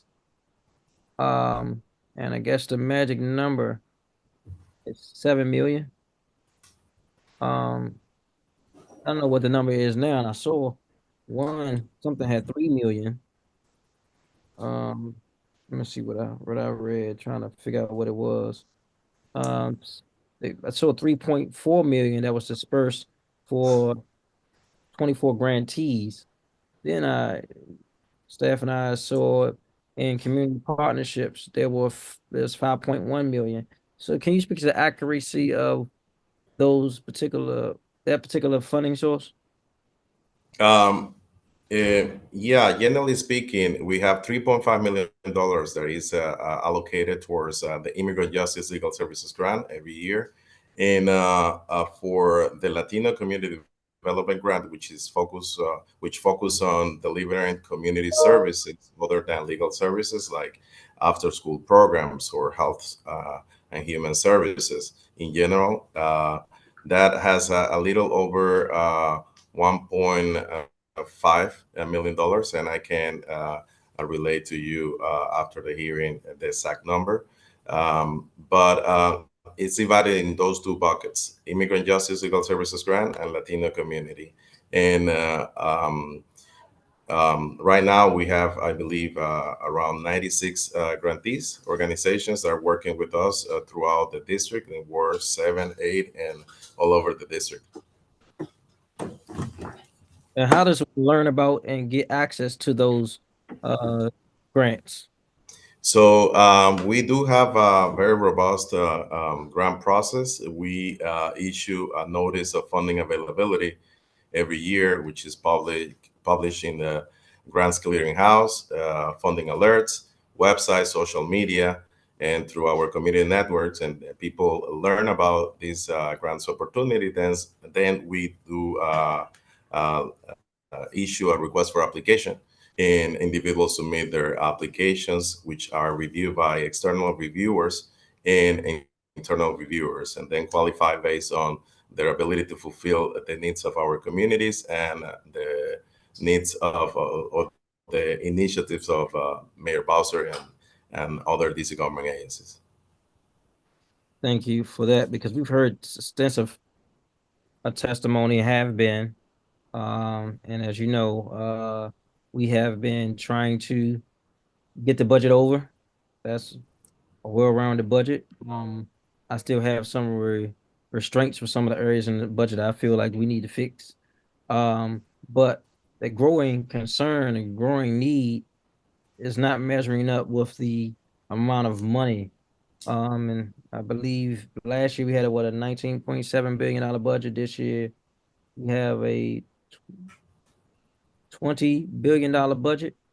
And so just concerned about what the priorities are and how we address these needs through this budget. And I heard the number being 7 million. Are you familiar with that number? And I don't know. The question I was asking was, what does that number do, or what more we can do specifically? And each organization, of course, you heard, want to do more. You can always do more when you have more. So just want to know if you want to speak to that. So it was the first time that I heard the number, the $7 million.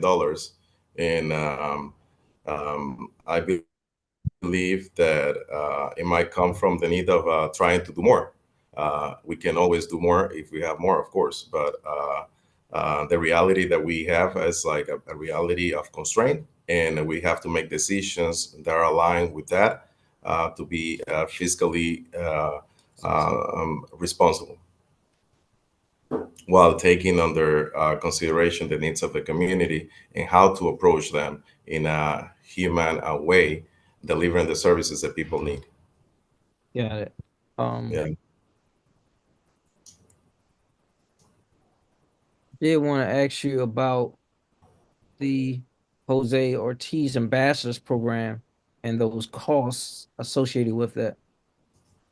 So the Jose Ortiz Ambassadors Program is to our beloved Jose Ortiz, who passed away last year, and today, in fact, we have they with his family and friends celebrating his life. And the purpose of the program is to connect Latino young folks with members of their community by helping them to learn to navigate DC government services, and then because as a consequence, turn into ambassadors in their own communities. The cost of the programs, it varies. It depends on the numbers of participants that attend to this ambassadors program. Right now, we have 4 people, 4 ambassadors, and they range. The support is we provide stipend for them to be able, because most of these individuals are low income individuals that they wouldn't be able to attend to unpaid internship. So it's basically with our community partners, their place, they support us in delivering services in their own communities. Got it. Thank you for that. If you can give us some more detail about your El Barrio Latino program, and what it takes to implement this first stage. Thank you for the question, Councilmember White. And the intention of behind the Barrio Latino neighborhood is to create a cultural and commercial destination for anyone in DC to learn more about the Latino cultures and to generate an environment or an ecosystem that supports businesses that have been here for decades, as well as upcoming new businesses to survive and thrive with our environments and the community, the economy in here in DC. So the intention is to host this location in the upper 14th Street from Tivoli Plaza all the way up to Shepherd on 14th Street. That's the highest concentration of Latino-owned business in the entire city, which is currently located. So it's more of like trying to support them with technical assistance to enable them to have a robust internal procedures from supply chain, accounting system, inventory, and then also how to project their business in a way that highlights the diversity and provides value to the rest of the community. So at the same time, the intention with this will help with the public safety of the city, because we want to increase the foot traffic of individuals going into that area, helping with the Latino corridor. The first stage requires an assessment of the businesses that we have in there, learning about for how long have they been there, the kind of service that they provide or products they sell, and the status in terms of whether they own or lease the space, and learn about the whole everything pertaining to the internal operations of their business, to provide them, for instance, whether they're lacking a basic business license or they have a certificate of occupancy, or everything in place to legally operate in the district. And from there, then start with the facade improvement and helping them with the marketing and advertising plan. Thank you for that. I did want to know, and I was going to asking some of the advocates, what states and also countries are we seeing immigrants coming from in the District of Columbia? So as far as I am aware of, we do have Colombian, Cubans, Venezuelans. And those are the main ones coming in the new wave. As we know, we have the biggest Latino diaspora in Washington, D.C. is the Salvadoran diaspora. And of course, there's always an influx of Salvadorian, but it's a different migration because it's more family reunification. And they have the safety net and support from the family and friends. But fortunately, the mayor and the council created last year the Office of Migrant Services, which is focusing on providing specific support to this group of individuals. And I think that they have done a great job in keeping the needs of these individuals and providing all the services that they need, and as well as making sure that the city does not have a problem in terms of unattended individuals. Okay. Let me ask you this. So with the grantees you have that are serving this growing population here, are you is your office meeting with them? Are you meeting with the Office of Migrant Services? What's the coordination between you and the other service providers? So in a weekly manner, the Office of Migrant Service has a community partners phone call, Teams meeting, and we engage in those meetings with them. Also, we do have an ongoing conversations with our community partners from the Immigrant Justice Civil Services Grant and from the Latino community. And also, we engage with individuals who are coming to the office looking for additional services, and we connect them with whatever they need, whether it's health insurance or something else that they might be looking for. Some of them even buying the first house in the Washington, D.C. Got it. How does your FY25 Fair Child budget align with Mayor Bowser's board initiatives and goals for the district's future? So, as I mentioned before, our focus will be in three areas that are correlated or directly related to the mayoral area of focus. One is public safety, and we're going to be working through soccer leagues and after-school programs, but specifically with theater programs to help these young folks to have structured activities throughout the year or year round. We also are going to engage with our partners at MPD in community walks through the Latino Liaison Unit to engage in a process of building bridges between the police of Washington, D.C. and members of our community and create an environment that they feel safe around uniform individual from MPD. We also are going to be working in promoting the downtown area through our different cultures and through festivals. And in that process, we are planning to host the third annual Afro-Latino Festival in Franklin Square this year. Also, the Salvadoran Festival, Fiesta DC Festival, and everything happening in downtown area to promote foot traffic and to highlight the diversity of our city. In terms of education, we're going to be working with our community partners in delivering after-school programs or poetry, English and math literacy classes, and one-on-one tutoring classes. Every year we have a series of programs throughout different schools in the district that are helping recently arrive individuals to go through through the process of adapting to the new codes and culture in a way that is as smooth as possible. Got that. I did want to say I appreciate your agency's hard work. Thank you. 6 FTEs, that's not a lot. I know you have to coordinate and work with a lot of different government partners and local community.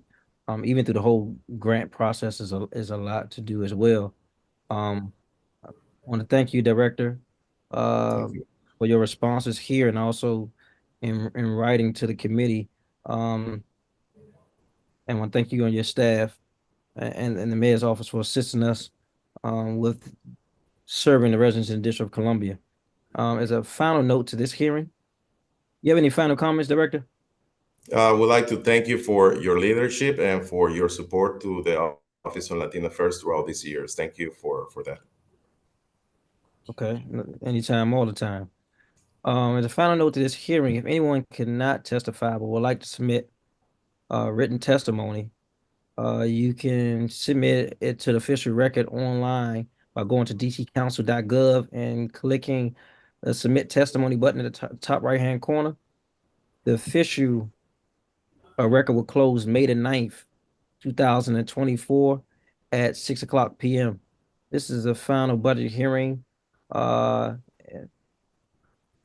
for this evening. And we have another hearing tomorrow at 9 a.m. With the Department of Youth Rehabilitation Services. With no other business before this committee, the time is now 3:47 p.m. and this hearing is adjourned. Thank you. Thank you very much. Coach, what is that? Coach.